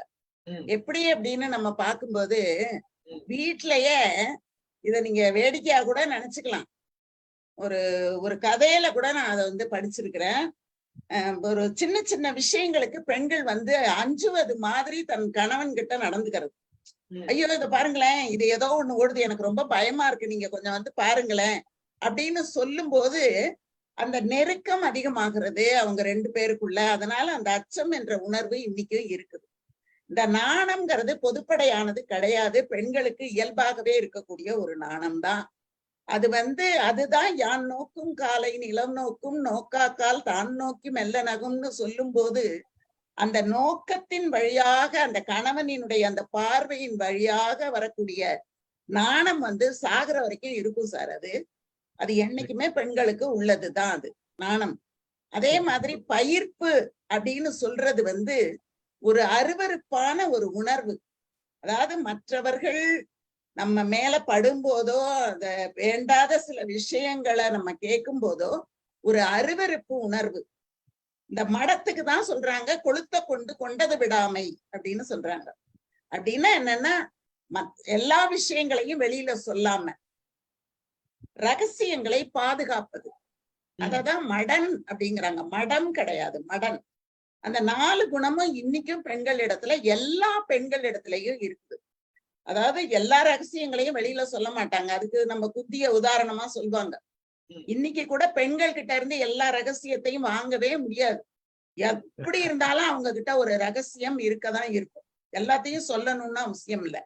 அதே மாதிரி இந்த அருவருப்பு உணர்வுங்கிறது இருக்கும். சில பேச்சு பேசுறதுக்கு கூட கூசுவாங்க. அப்ப அது ஒரு அருவருப்பு உணர்வு தான் அது. அதே மாதிரி நாணம் என்பது அந்த பார்வைக்கு ஒரு வெக்கப்படுறதுங்கிறது இன்னைக்கும் என்னைக்குமே அது அந்த பெண்களுக்குங்கிறது உரியதுதான். அந்த மாதிரி இந்த 4 குணமும் இருக்கு சார். இன்னொன்னு நம்ம சார் சொல்லும் போது சண்டை வர்றதை பத்தி சொன்னாங்க. இத நான் ஒரு இதுல படிச்சேன் சார். ஆண்கள் நேர் சிந்தனை உடையவர்கள், பெண்கள் தவளை மாதிரி குதிச்சு குதிச்சு சிந்திப்பாங்களாம். இப்ப ஆண் இன்னைக்கு உப்பு இல்ல உன்னோட சாம்பார்ல அப்படின்னு சொன்னா, உங்க அம்மா ஒரு 4 நாளைக்கு முன்னால சாம்பார் வைக்கும் போது உப்பு இல்லாம போட்டாங்களே, அப்ப நீ எங்க போன? அப்ப 4 நாளைக்கு முன்னால நடந்த நிகழ்ச்சி அங்க கொண்டாந்து வைப்பாங்கன்னு இந்த ஆணுக்கு தெரியாது. தெரிஞ்சிருந்தா அவர் சொல்ல மாட்டார். அப்போ இந்த பெண்களின் சிந்தனை எப்பவுமே எப்படி இருக்குமா, தவளை மாதிரி எந்த வருஷத்துல நடந்ததோ, என்னைக்கு நடந்ததோ, எப்ப நடக்குமோ இத பற்றிய சிந்தனைகள் அவங்களுக்கு நிறைய இருக்கும். அதனாலதான் இந்த தாவி தாவி குதிக்கிறதையும் நேரா ஓடுறதையும் ஒண்ணும் சேர்க்கவே முடியாது. ஆண்கள் அன்னைக்கு என்னவோ அதை மட்டும்தான் யோசிப்பாங்க. பெண்கள் மாதிரி யோசிச்செல்லாம் பதில் சொல்ல தெரியாது அவங்களுக்கு. அதனாலதான் அவங்களுக்கு பிரச்சனைகள் வர்றதுக்கு காரணமே அதுதான். இந்த பெண்கள் இப்படி சிந்திப்பாங்கன்னு அவங்க தெரிஞ்சுக்கிட்டாங்க அப்படின்னா இவங்க பேசவே மாட்டாங்க. எந்த காலத்து கதையவோ கொண்டு வரும் இது, இதோடலாம் நம்மளால பேச முடியாது, அதை விட ஒத்து போறது நல்லது. சரிம்மா, நீ இன்னும் கொஞ்சோண்டு கூட போட்டீங்கன்னா நல்லா இருக்கும்ல, ரொம்ப அழகா இருந்தா, ரொம்ப நல்லா சமையல் பண்ணிருக்க, இன்னும் கொஞ்சம் உப்பு தூக்கலா இருந்திருந்ததுன்னு வச்சுக்கோயேன், மக்களமா இருந்திருக்கும் அப்படின்னா அடுத்த நிமிஷம் உப்பு போட்டுற போறாங்க அவங்க. அடுத்த நாள் இன்னும் கொஞ்சம் கவனமா சமைக்க போறாங்க. அப்போ அவங்களை எப்படி கொண்டு போய் செலுத்தணும் அப்படின்னு நம்ம சிவகுமார் சாருக்கு ரொம்ப கவலை. இவ்வளவு வருஷம் கழிச்சு கூட கவலைப்படுறாரு சார். ஒண்ணும் இல்ல சார், ஒரு 4 வார்த்தை புகழ்ந்து சொல்லுங்க, தானா எல்லாம் நடக்கும் சார். அவங்க பெண்களுக்கு அழகு, புகழ்ச்சி இதெல்லாம் அவங்க விரும்புவாங்க. அவங்க பெற்றோர்களை பத்தி, ஐயோ உங்க அம்மா சமையல் பண்ணா எவ்வளவு பிரமாதமா இருக்கும், எங்க மாமியார் மாதிரி சமைக்க முடியுமான்னு சொல்லுங்க, பிரமாதமா சமைச்சு தருவாங்க. அந்த மாதிரி பாராட்டுறதுக்கும் புகழறதுக்கும் அவங்கள எண்ணெய் வழியிற முகமா இருந்தா கூட சரி, அம்மா இப்பவும் அழகா இருக்க, நீ சோப் போட்டு குளிச்சுட்டு வந்தா இன்னும் அழகா இருப்பேன்னு சொல்லுங்க, இன்னும் அழகா இருப்பாங்க. ஒரு கதை கூட சொல்லுவாங்க சார். ஒரு தலைவாழை இலையில உணவு போட்டாங்களாம், அந்த சாப்பாட்டுல ஒரு தலைமுடி இருந்துதான். அத கணவன் இப்படி எடுத்து காட்டினாராம், அம்மா இது இலையில இருந்தாலும் அழகு, உன் தலையில இருந்தாலும் அழகு அப்படின்னு சொன்னாராம். அந்த மாதிரி சொல்றதை கத்துக்கிட்டோம்னு வச்சுக்கோங்க சார், வாழ்க்கையே இனிமைதான் சார். இப்படி சொன்னோம்னா இப்ப இருக்கிற லேடிஸ்க்கு எல்லாம் கோவம் வரும், அடிச்சிடுவாங்க. ஏன் சார் காலத்துக்கு இதையே சொல்லிருப்பீங்க அப்படின்னு. என்னது என்னது எவ்வளவு காலத்துக்கு இதையே சொல்லிட்டு இருப்பீங்கன்னு. அப்ப நீங்க புதுசு புதுசா சொல்லணும் அதே விஷயத்த சார். ஒரே விஷயத்த தானே நம்ம செய்யறோம், அத புதுசு புதுசா சொல்லணும், அத சொல்ல கத்துக்கணும். நீங்க பழைய பஞ்சாங்கமே பாடிட்டு இருந்தா எத்தனை நாளைக்கு தான் கேக்குறது? இப்ப தியாகராஜ பாகவதர் பாட்டை கேட்க முடியுமா? இப்ப யாரு இந்த ஜோக் திருப்பி திருப்பி சொல்றதுல என்ன பிரயோஜனம் சார்? அப்ப புதுசா சொல்றதையாவது நீங்க யோசிங்க சார். அதையும் நான் தெரியலன்னா மேடத்தை டெய்லி கூப்பிட்டு கேளுங்க சார். இதுக்கு என்ன பண்ணலாம்? மேடத்தை இல்லைங்க சார், மாமாவை கேட்கணும் சார். இல்ல, இப்போ கேள்வி கேட்டது நான் மாதிரி, என்ன மாதிரி நான் கேள்வி கேட்ட மாதிரி இருந்துச்சு இப்ப நீங்க சொல்றத பார்த்தா. இல்லங்க சார், உங்களோட கேள்வியும் ஒண்ணு அப்படி இருந்தது. நம்ம நாராயணமூர்த்தி சார் விரல வச்சுட்டாங்க வாயில. பயிர்ப்புக்குமா, பயிர்ப்புக்கு நுண்ணறிவுன்றாங்கம்மா. பயிர்ப்புக்கு மீனிங் நுண்ணறிவுன்னு ஒரு இதுல கேட்டமா இங்கேயோ. நுண்ணறிவும் சார், நுண்ணறிவும் சொல்லுவாங்க. அதுக்குதான் சீதைய உதாரணமா சொல்லுவாங்க. நாளைக்கு நடக்க போறது இன்னைக்கே தெரிஞ்சுதான், முன்கூட்டியே ராவணனின் அழிவுக்கு காரணமா அவங்க அங்கேயே போயிட்டாங்க, அப்படி எல்லாம் சொல்லுவாங்கதான். அந்த நுண்ணறிவுங்கிறது உண்டுதான், பெண்களுக்குங்கிறது நுண்ணறிவு உண்டுதான். அதையும் எடுத்துக்கிறது தான். ஆனா எங்களுக்கு சொல்லி கொடுக்கும் போது இப்படி சொல்லி கொடுத்தாங்க. என்ன இப்ப நுண்ணறிவு இன்னொன்னு சேர்த்துக்கிட்டா இன்னும் கொஞ்சம் பிளஸ் பாயிண்ட் தானே, அதனால வச்சுக்கலாம், அதையும் வச்சுக்கலாம் நம்ம. அதனால எல்லாமே நினைக்கிறீங்கம்மா அமுதா மேடம், உங்க கணவர் எப்படி இருக்கணும், எப்படி இருந்திருக்கணும்னு எதிர்பார்க்கறீங்க நீங்க? அவங்க அவங்கள மாதிரி இருந்தாலே எனக்கு ரொம்ப சந்தோஷம் சார். எங்க வாழ்க்கையே ரொம்ப இனிமையான வாழ்க்கை சார். ஆமா ஆமா, நான் 7ஆம் கிளாஸ் மாமாவுக்கு முடிவு பண்ணிட்டாங்க. அதனால 7ஆம் கிளாஸ்ல இருந்தே நாங்க ஒருத்தர் விரும்பிக்கிட்டு இருக்கோம். அப்ப எங்களோட அது என்ன சொல்றது, அது ரொம்ப இனிமையானது சார். அதெல்லாம் வார்த்தைகள்ல சொல்ல முடியாது, புத்தகங்கள்ல எழுத முடியாது. அப்படி ஒரு அற்புதமான ஒரு மகிழ்ச்சி.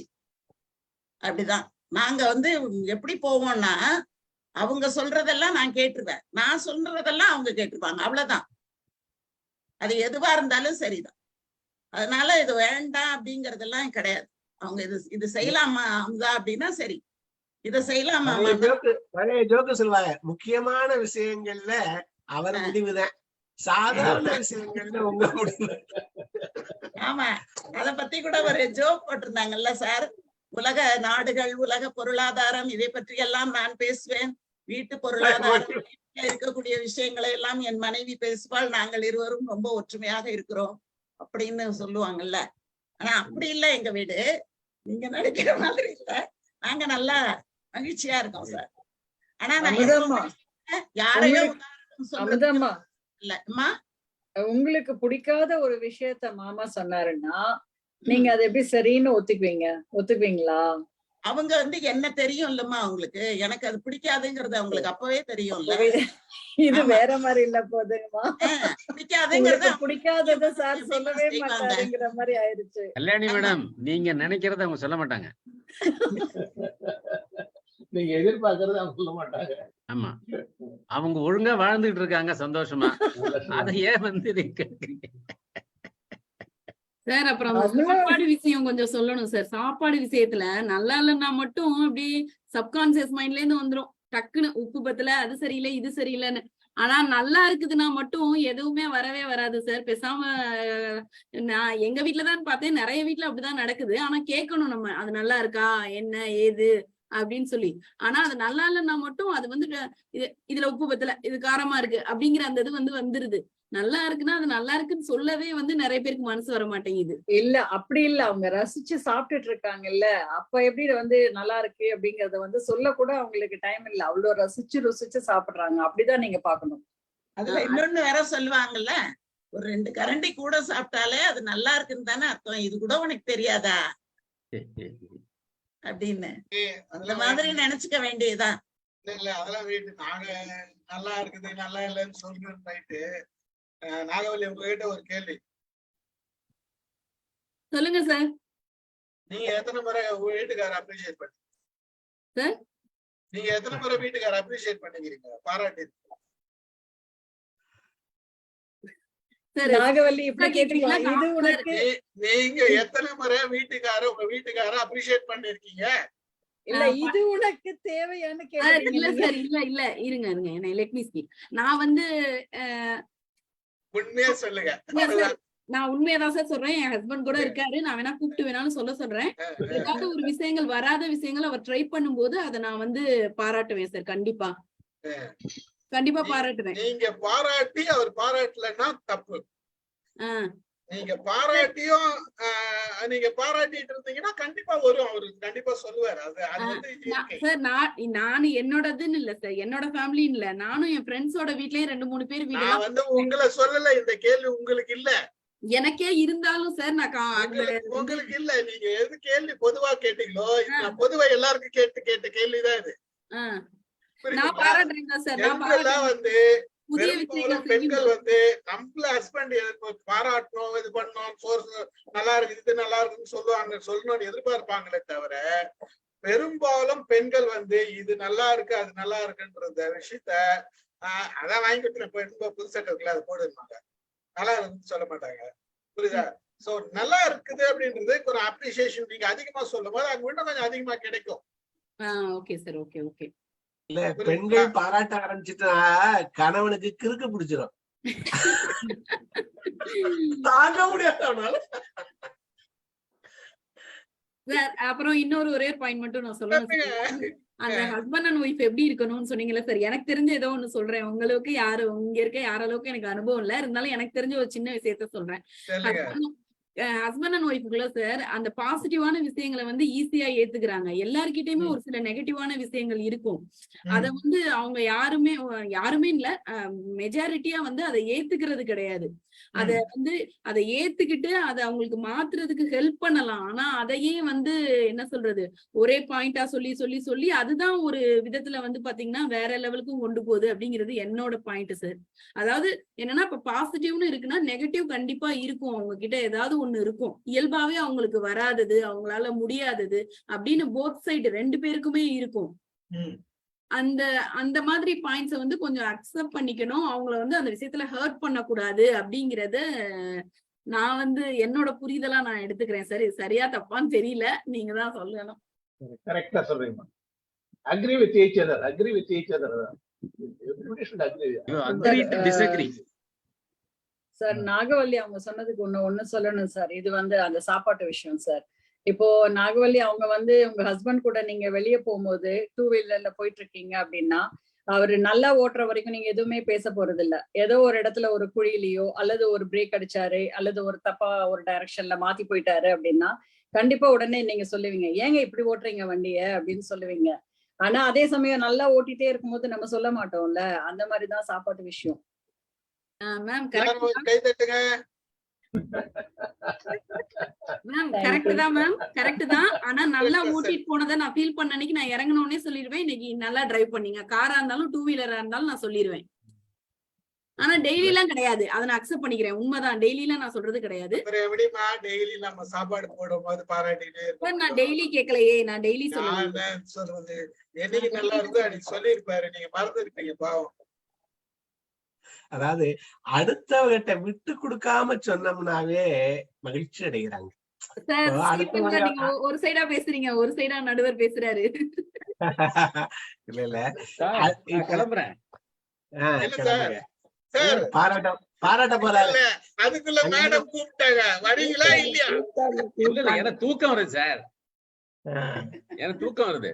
டைம் ஆயிடுச்சு, அவருக்கு டைம் ஆயிடுச்சு, அதுதான் விஷயம். ஒழுங்கா வந்து படுங்கன்னு சொல்லிட்டாங்க.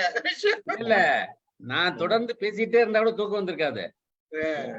என்ன சுவையான பல விஷயங்கள் பேசிட்டு இருக்கும்போது எல்லாரும் பேசிட்டு இருக்காங்கல்ல, கேட்டுட்டு இருக்கிறது, பேசாம கேட்டுட்டு இருக்கிறது தூக்கம் வருது, வேற ஒண்ணும் இல்ல. விஷயம் என்ன இல்ல, இந்த சப்ஜெக்ட் தூக்கம் வந்துச்சுன்னு சொல்ல வரீங்க? அதெல்லாம் ஒண்ணும் கிடையாது, அடுத்தடுத்த வேலைகள் இருக்கு, பார்த்து தூங்கணும். Okay okay. அதாவது ஒரு விஷயம் பாராட்டியத்தை கூட அடுத்தவர்கிட்ட விட்டு கொடுக்காம பேசுனாங்கன்னா அப்ப மகிழ்ச்சியா இருக்கு. இப்போ கணவரை பத்தி உயர்வா அடுத்தவர்கிட்ட பேசுற போது ஒரு விட்டு கொடுக்காம நமக்கு நேர பாராட்டாட்டி கூட இல்ல அவங்க ஏதோ அவங்களுக்கு பிடிச்சதை செஞ்சுக்கிட்டு இருக்காங்க அப்படிங்கறது மாதிரி அவங்க சொல்ற போது நமக்கு மகிழ்ச்சியா இருக்கு. இதுலயே உட்கார்ந்துருக்காங்க, போனே கையில வச்சுட்டு இருக்காங்கன்னு சொன்னா அப்போ மனைவி அதை சொல்ற போது ஏதோ அவங்களுக்கு பிடிச்சிருக்கு அதை செய்யறாங்கன்னு சொன்னாங்கன்னா நம்மள அடுத்தவங்கிட்ட விட்டு கொடுக்காட்டி, மனைவியையும் விட்டு கொடுக்காட்டி அந்த இடத்துல ஒரு மகிழ்ச்சி இருக்கு, பரிவு கூடுது. பாராட்டணுங்கிறது இல்ல, முகத்துக்கு நேரம் பாராட்டணுங்கிறது இல்ல, எல்லா இந்த மாதிரி இருக்கிறதும் ஒரு பாராட்டு தானே. நமக்கு அவங்களுடைய அன்பு இருக்கு, அக்கறை இருக்கு அப்படிங்கிற நினைப்பே ஒரு பாராட்டு தான் நான் நினைக்கிறேன். மிக நல்ல டிஸ்கஷன். வேற ஏதாவது கேள்விகள் இருக்கா? முடிக்கலாமா? மகிழ்ச்சி மகிழ்ச்சி மகிழ்ச்சி.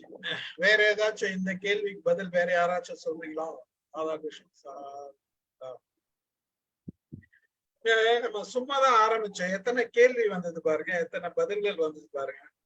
ஜஸ்ட் இந்த மாதிரி ஆரம்பிச்சோம். இப்ப இப்படியா, இதுதான் ஆக்சுவலா எதிர்பார்த்து ஏதோ ஒரு விஷயம் நம்ம ஸ்டார்ட் பண்றோம்னா இதுல இப்போ ஒருத்தருக்கும் இப்ப அடுத்த செஷன்ல நம்ம ப்ரிப்பேரா வருவோம், என்ன கேள்வி கேட்கலாம், என்ன பதில் கிடைக்கும், நம்ம என்ன மாதிரி பதில் சொல்லலாம் அப்படின்றது. ஒவ்வொருத்தரும் கேள்வி வரும்போது ஒவ்வொருத்தருக்கும் ஒரு பதில் இருக்கும், வித்தியாசமா கேள்விகளை ஆராயலாம். நம்ம ஆக்சுவலா பாத்தீங்கன்னா Prema madam sorry Padma madam வந்தப்ப கேள்வியோட தான் வந்தாங்க. அதுதான் இதுதான் நம்ம செஷனோட வெற்றின்னு நினைக்கிறேன் நானு. ஐ திங்க் மணி ஆயிடுச்சு, ஒன்னும் பிரச்சனை இல்லை. இதை நம்ம அடுத்த செஷன்ல கண்டினியூ பண்ணுவோம். ஒரே ஒரு அப்சர்வேஷன் சார். சொல்லுங்க சார். இன்னைக்கு மோஸ்ட் ஆஃப் த லேடிஸ், என்னுடைய நான் பார்த்ததுல most of the ladies are dependent on men. இது காலம் மாறிட்டு இருக்கா அப்புறம் இது மோஸ்ட்லி என்ன பாக்குறவங்க எல்லாமே டிபெண்டன்ட் ஆன் அவங்க ஹஸ்பண்ட், அப்பா, அம்மா, அண்ணன், தம்பி டிபெண்ட் பண்றாங்க. இன்னும் இண்டிபெண்டா வரல, டோட்டலி இண்டிபெண்டா வரலன்றது என்னுடைய ஒரு பார்வை. அது அப்புறம் கூட டிஸ்கஸ் பண்ணலாம் சார். நான் பார்த்த என்னுடைய அப்சர்வேஷன் அப்படிதான் இருந்தாங்க. ரொம்ப படித்த ஐடியில் படிக்கிற பெண்கள், பேங்க்ல வேலை செய்யற பெண்கள் still depend on their husband for many matters. போவாங்க வருவாங்க, போய் ஏற்றி விடுறதுக்கு ஒரு ஆண் வேணும், வந்த உடனே இறக்கி வந்த இடத்துல பிக்கப்படுறதுக்கு ஒரு ஆள் வேணும். எத்தனையோ விஷயங்களை நாங்க என்ன எவ்வளவு பெரிய பதவியில் இருந்தாலும் தே டிபெண்ட் ஆன் மென் அப்படின்றது என்னுடைய அப்சர்வேஷன். இன்னமும் அவங்க மேல வந்து டோட்டல் இண்டிபெண்டா வரணுன்றது என்னுடைய விருப்பம். அது போல இருக்கிறாங்களா, நம்ம குரூப்ல யாராவது இருக்கிறாங்களா, இருக்கணும்னு ஆசைப்படுறேன்.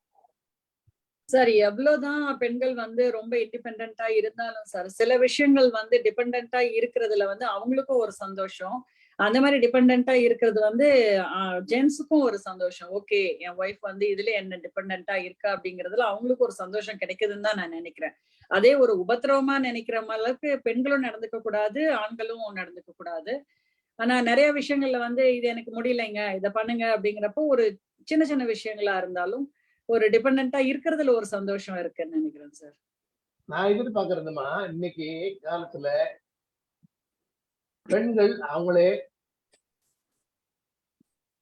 ஆன்லைன் டிக்கெட் புக் பண்ணியோ, ஆன்லைன்ல ஓலா கார் புக் பண்ணியோ அவங்களே போயிட்டு வர அளவுக்கு இன்னும் தைரியம் வேணும். அவங்களே பேங்க்ல போய் பணம் எடுத்து வர அளவுக்கு, பணம் எடுத்து கேஷ்லாம் இல்லை, இன்னமும் ஒரு பாம்பே போறதுக்காக, டெல்லி போறதுக்காக அவங்களே டிக்கெட் எடுத்து அவங்களே போயிட்டு அவங்களே வரக்கூடிய அளவுக்கு வரணும்ன்றதே என்னோட விருப்பம். அந்த அளவு அந்த அந்த அந்த காலம் வர்றதுக்கு இந்த நாளாகும். இருக்கா நம்ம குரூப்ல இருக்காங்களா? பாத்தீங்கன்னா முன்னைய விட டிராஸ்டிக்கா இம்ப்ரூவ் ஆயிருக்கு சார். லேடிஸ் கிரெடிட் கார்டு வச்சிருக்காங்க, எல்லா கார்டும் வச்சிருக்காங்க, GPay, everything people are. Ladies credit card எங்ககிட்ட தானே இருக்கு. லேடிஸ் கிரெடிட் கார்டு எல்லாம் எங்ககிட்ட சார் நீங்க குடுக்கலைங்க சார், நீங்க குடுக்கலைங்க கூட சார். நான் கொடுத்தேன்னா நான் கிட்டத்தட்ட 25 வருஷமா கிரெடிட் கார்டு யூஸ் பண்றேன் சார். சூப்பர் சூப்பர்மா, சூப்பர். நீங்க எக்ஸெப்ஷன்மா, இது போல எல்லாரும் இருக்கணும் எதிர்பார்க்கறோமா, எல்லாரும் வரணும் எதிர்பார்க்கறேன். இன்ஃபேக்ட் நம்ம குரூப்ல அநேகமா எல்லாரும்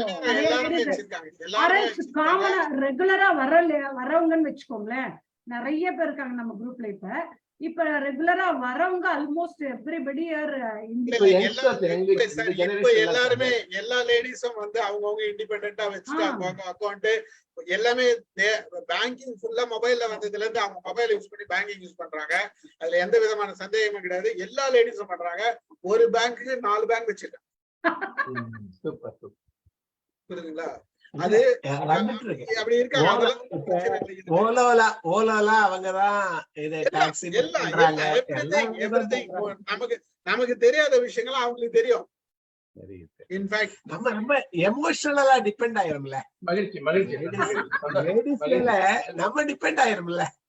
அதேதான் வயசு எமோஷனல் டிபெண்டன்ட் நம்மகிட்ட இருக்கு. நம்ம 100% ஆகல சிவகுமார் சார், நீங்க சொல்றது ஒத்துக்கிறேன்.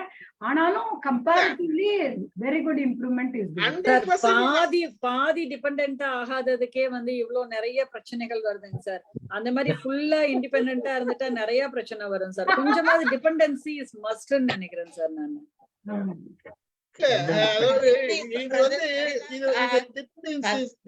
கல்யாணி சொல்றது வந்து ரொம்ப சரிதான். குடும்பங்கிறது ஒருத்தர் சார்ந்து இருந்தாதான் சார் அந்த குடும்பம் வந்து ரொம்ப நல்லா இருக்கும். தனித்தனியா அப்படியே இருந்தா அது அந்த அளவுக்கு பொருந்தி வர்றது கொஞ்சம் சிரமம் தான் சார். ஆனா ஒருத்தர் சார்ந்து இருக்கிறது 50% இருக்கணும் சார். அப்பதான் வந்து அது வந்து ஒரு பந்தம் இருக்கும். பந்தம்னாலே கட்டுறதுன்னு தானே அர்த்தம். எல்லாவற்றையும் கட்டி போடுறது, குடும்பத்துல இருக்கிற அத்தனை பேரையும் கட்டி போடணும்னா ஒருத்தர் சார்ந்துதான் வாழணும். முழுக்க இண்டிபெண்டா இருக்க கூடாது. நீங்க சொல்றது வந்து 100% வாஸ்தவம், 100% இருக்குது. ஒரு விஷயம் நீங்க பெருசா ஒண்ணா, ஒரு ஆணுக்கு உதவி ரொம்ப படிச்சுட்டாரு முடியலன்னா பெண்ணு தான் உதவுறாங்க. ஆமா, பெண்ணு தான் உதவுவாங்க. அதுதான் ஒரு பெண்ணுக்கு உடம்பு முடியலன்னாலும் அவரு தான் உதவுவாரு. அப்போ வந்து இது இயல்பாவே வந்து ஒருத்தர் நம்ம டிபெண்டா தான் இருக்கிறோம். வந்து இதுல எந்த வித மாற்றமும் கிடையாது. யாரோ ஒருத்தருக்கு பிரச்சனைன்றதுனால எங்களுக்கு முழுசும் பிரச்சனை இல்லைன்னு சொல்றது, பிரச்சனை இருக்கும்ன்றது சொல்றது வந்து வாஸ்தவம் இல்லைன்றதுதான் உண்மை. பட் சில இடங்கள்ல நமக்கு பெண் இதுன்னு பார்த்தோம்னா நமக்கு பல இடங்கள்ல பெண்களுக்கு உரிமை அது கொடுக்கறது இல்லை, அவங்களுக்கு இடம் கொடுக்கறது இல்லைன்றது நிதர்சனம். இது எல்லாம் உலகம் பூரா நடக்குதுன்னு வச்சுங்க. அது உண்மைதான், அது வந்து உண்மைதான். பட் அதுக்கு பல காரணங்களும் சொல்லுவாங்க. ஒவ்வொரு இடத்துல காரணங்கள் இருக்கு, கொடுக்க கூடாதுன்ற உண்மையும் இருக்குது. அதுவும் இருக்குது, இல்லைன்றது கிடையாது. இந்த கேள்விகளுக்கு நம்ம பதில் இதுதான் நினைக்கிறேன் நானு. ஆமா, கொடுக்க கூடாதுங்கிற இடத்துல பறிச்சிருவாங்க சார். கொடுக்க கூடாதுங்கிற இடத்துல வந்து கட்டாயமாக பறித்து எடுக்கப்படும். கொடுக்கிற இடத்துல இவங்க வந்து வலிந்து அவங்களோட ஒற்றுமையா இருப்பாங்க. இவ்வளவுதான் சார் அது. அதனால கொடுக்க முடியாது. யாரும் யாருக்கும் எதையும் கொடுக்கறதோ வாங்குறதோ கிடையாது. அவங்கவங்களுக்கு உரிய உரிமைகளை அவங்கவங்க வச்சுட்டு வாழ வேண்டியது. அது இணைந்து ஒருத்தரோட ஒருத்தர் பந்தத்தோட வாழறதாதான் சொந்த பந்தம்னு சொல்றது. அதுதான் அந்த பந்தம் இருக்கணும் எப்பவுமே. பந்தம் இருந்தாதான் குடும்பம் நல்லா இருக்கும். சிவகுமார் சார், உங்களுக்காக ஒரு இன்ஃபர்மேஷன். எங்க எழுத்த வீட்டு அவங்க சொல்லுவாங்க, அவங்களுக்கு இந்த இங்க இருக்கிற லீவ் பண்ற வீட்டையும் சேர்ந்து 3 வீடு இருக்கும். அது எல்லாத்துக்கும் எல்லா வெரைட்டி டாக்ஸ் கட்டுறது, அங்க யாரு டெனன்ட் இருக்காங்க, ரெண்ட் வாங்குறது, அப்புறம் எல்லாமே அவங்கதான் பண்றாங்க. ஐயோ எனக்கு இந்த தடவை இது குறைஞ்சு போயிடும், அது அதிகமாயிடுச்சு அப்படின்னு சொல்லுவாங்க. She never bother about husband. அவர் எல்லா இதுவும் ரெஸ்பான்சிபிலிட்டி இவங்கள்ட்ட கொடுத்துட்டாங்க. அது மாதிரி ஜனங்க இப்ப நிறைய இருக்காங்க. இது இல்ல, அது எல்லா இடத்துலயும் இன்னைக்கு அதெல்லாம் ஒரு விஷயமே இல்ல. ஆக்சுவலா இது நம்ம இது ஒரு விஷயமே கிடையாது ஆக்சுவலா பாத்தீங்கன்னா. ஓகே, சிட்டில தான் சார் இது கொஞ்சம் அதிகம். ஊர்ல எல்லாம் சார் சொல்ற மாதிரி அந்த அளவுக்கு இல்லதான். ஒர்க் பண்றவங்களே இது கூட சார், நான்லாம் இதெல்லாம் ஒண்ணும் பண்ண மாட்டேன், ஹஸ்பண்ட் தான் பண்ணுவாரு, ஹஸ்பண்ட் தான் பே பண்ணுவாரு அப்படின்னு சொல்றவங்களும் இருக்காங்க. இல்ல, அது இன்னொரு விஷயம் இருக்கு. லேடிஸ் இந்த ரெஸ்பான்சிபிலிட்டி எடுத்துக்காதவங்களும் இருக்காங்க. எடுத்துக்காதவங்களும் இருக்காங்க. எனக்கு வேணாம் அதை தொந்தரலாம், அவர் பாத்துக்குவாரு, எனக்கு வேணாம், எனக்கு ஃப்ரீயா விட்டுருங்க அப்படின்ற அந்த இதுலயும் இருக்கிறாங்க. இப்ப அவங்கள போய் நம்ம இது லிஸ்ட்ல சேர்க்க முடியும். தெரிஞ்சுக்கிட்டு அப்புறம் என்னையே பண்ண சொல்லுவாங்க. ஆமா ஆமா ஆமா. ஐயோ எதனா பிரச்சனைனா என்ன பேங்க் போடுவாரு அவரு, நான் போனோம் பேங்குக்கு, இதெல்லாம் பிரச்சனை ஒதுக்கி போறவங்களும் இருக்கிறாங்க. சார் அது என்னன்னு பாத்தீங்கன்னா வேர்ல்ட் வைடாவே, நம்ம நாட்டுல நம்ம ஊர்லன்னு இல்ல, வேர்ல்ட் வைட் வந்து விமென்க்கு பினான்சியல் நாலேஜ் வந்து கம்மின்னு சொல்ல மாட்டேன். அதுல தே டோன்ட் ஷோ இன்ட்ரெஸ்ட். ஒரு பெரிய கம்பெனிக்கு சிஇஓவா ஒரு லேடி இருப்பாங்க, ஆனா அக்கௌண்டன்டா ஒரு மேல் அப்பாயிண்ட் பண்ணுவாங்க. சோ அவங்க விமென்க்கு வந்து அந்த பினான்சியல் ஹேண்ட்லிங் வந்து கொஞ்சம் அவங்க எப்பவுமே டஃப்பா தான் பாக்குறாங்க.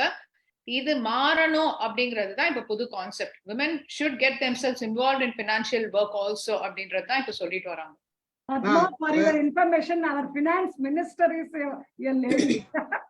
இப்போ பட் வேர்ல்ட் வைட் இந்த கான்செப்ட் இருக்கு. இல்ல, பல பெண்கள் கிட்ட ஃபைனான்ஸ் இருந்ததுன்னா தப்பி தவறிக்கிட்டு அவனுகிட்ட கொடுக்க மாட்டாங்க. இருக்கு, இது இருக்கு, ரியல். நான் வந்து அப்படி பார்த்தேன்னா சார், முதல்ல இருந்து எப்பவுமே பெண்கள் கிட்ட வந்து ஆண்கள் சம்பாரிச்சு கொண்டு வந்து அந்த தொகையை கொடுக்கறது பெண்கள் கிட்ட கொடுத்து அவங்க தானே அந்த வீட்டையே வந்து பராமரிக்கிறாங்க. அதுதான் உண்மை. அதுதான் உண்மை. ஆக்சுவலா வந்து ஃபைனான்ஸ்னா ஃபுல் ஃபைனான்ஸ். இப்ப எடுத்துட்டு வந்து பேங்க் ஹேண்ட்லிங்ல இருந்து எல்லாமே சொல்ல வரேன். நான் வந்து இப்ப டெய்லி சம்பளம் மாசம் கொடுக்கறவங்களை பத்தி நான் சொல்லல. இது வந்து இயற்கை. நான் ஜென்ரலா ஒரு நல்ல பெரிய சொத்து இருக்கு, அவங்களுக்கு ஃபைனான்ஸ் இருக்கு, ஒரு லேடிக்கு மட்டும் தான் அந்த உரிமை இருக்குதுன்னா அவங்க தப்பி தவறி கூட கொடுக்க மாட்டாங்க. அந்த மாதிரி ஆளுங்களும் இருக்கிறாங்கன்ற நான் வந்து ஜென்ரலா மாசம் கொடுக்கறது இது நேச்சுரலா அவங்கதான் நடத்தியாவது. இது வந்து ஆண்கள் எஸ்கேபிசம். இவங்க பொறுப்பு எடுத்துக்குவாங்க, ரெஸ்பான்சிபிலிட்டி அங்க கொடுத்துடுறோம், அவ்வளவுதான் விஷயம். தவிர இது சில ரெஸ்பான்சிபிலிட்டி நீ பாத்துக்கோ, சில ரெஸ்பான்சிபிலிட்டி பாத்துக்கோ அப்படின்றது இருக்குது. எனக்கு தெரிஞ்சு என்னோட ஃப்ரெண்ட்ஸ் பல பேர் வந்து இவன் ஒய்ஃப் படிக்கலைன்னா கூட பல காரியங்களுக்கு இவங்க போக முடியாத ஒய்ஃப் அமைச்சவங்க எல்லாம் இருக்கிறாங்க. பல காரியங்களுக்கு வந்து காலேஜ்ல பிள்ளைகளை சேர்க்கறதுக்கு ஒய்ஃப் படிக்கவே இல்லை, இவன் படிச்சிருக்கான். ஆனா இவன் தான் அனுப்பான், இவன் போக மாட்டான், ஒய்ஃப் மட்டும் தான் அனுப்பான். பேசுறதெல்லாம் வெளியில நல்லா பேசுவான், ஆனா ஒய்ஃப் மட்டும் தான் அனுப்புவான். ஏன் போக மாட்டேன்னா இன்செக்யூர், உள்ளுக்குள்ள ஒரு இன்செக்யூர் இருக்கு.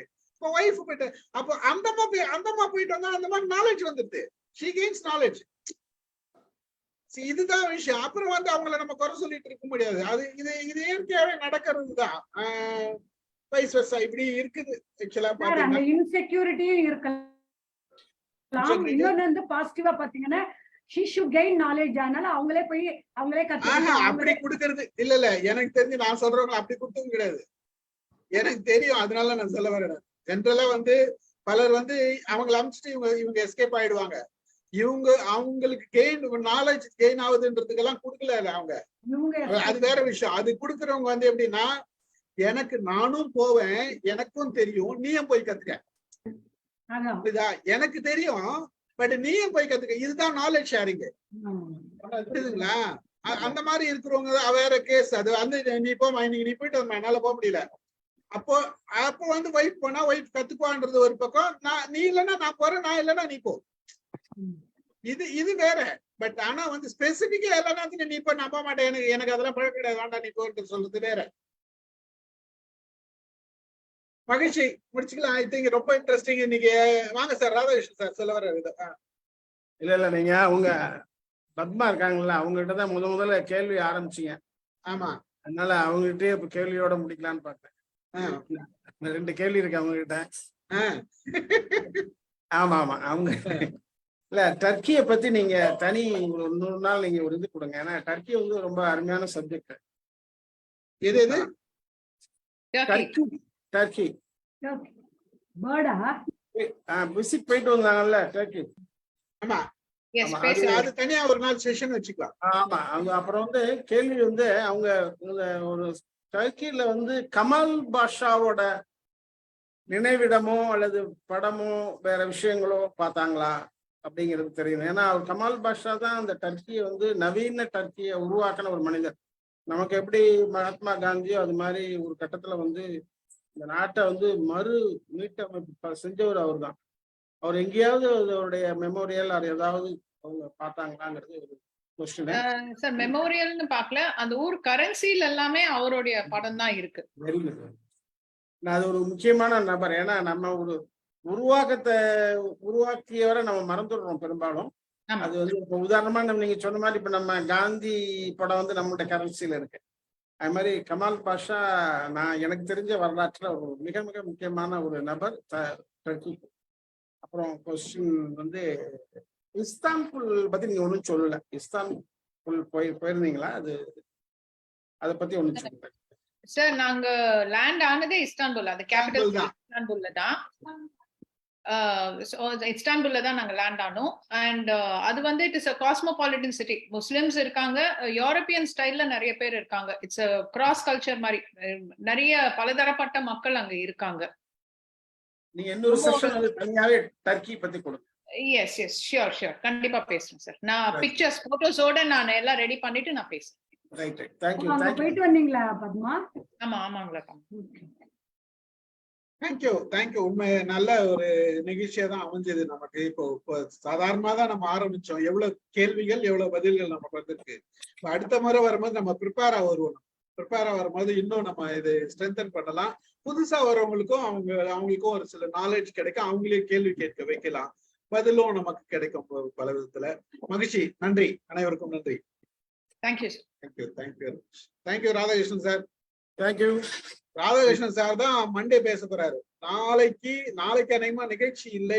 சண்டே ஸ்பெஷல் ஷோ வச்சுக்கலாம். நாளைக்கு கொஞ்சம் வெளில போறேன் நானு, அதனால நிகழ்ச்சி இல்லை. சண்டே வச்சுக்கலாம். என்ன சார் ஸ்பெஷல் ஷோ?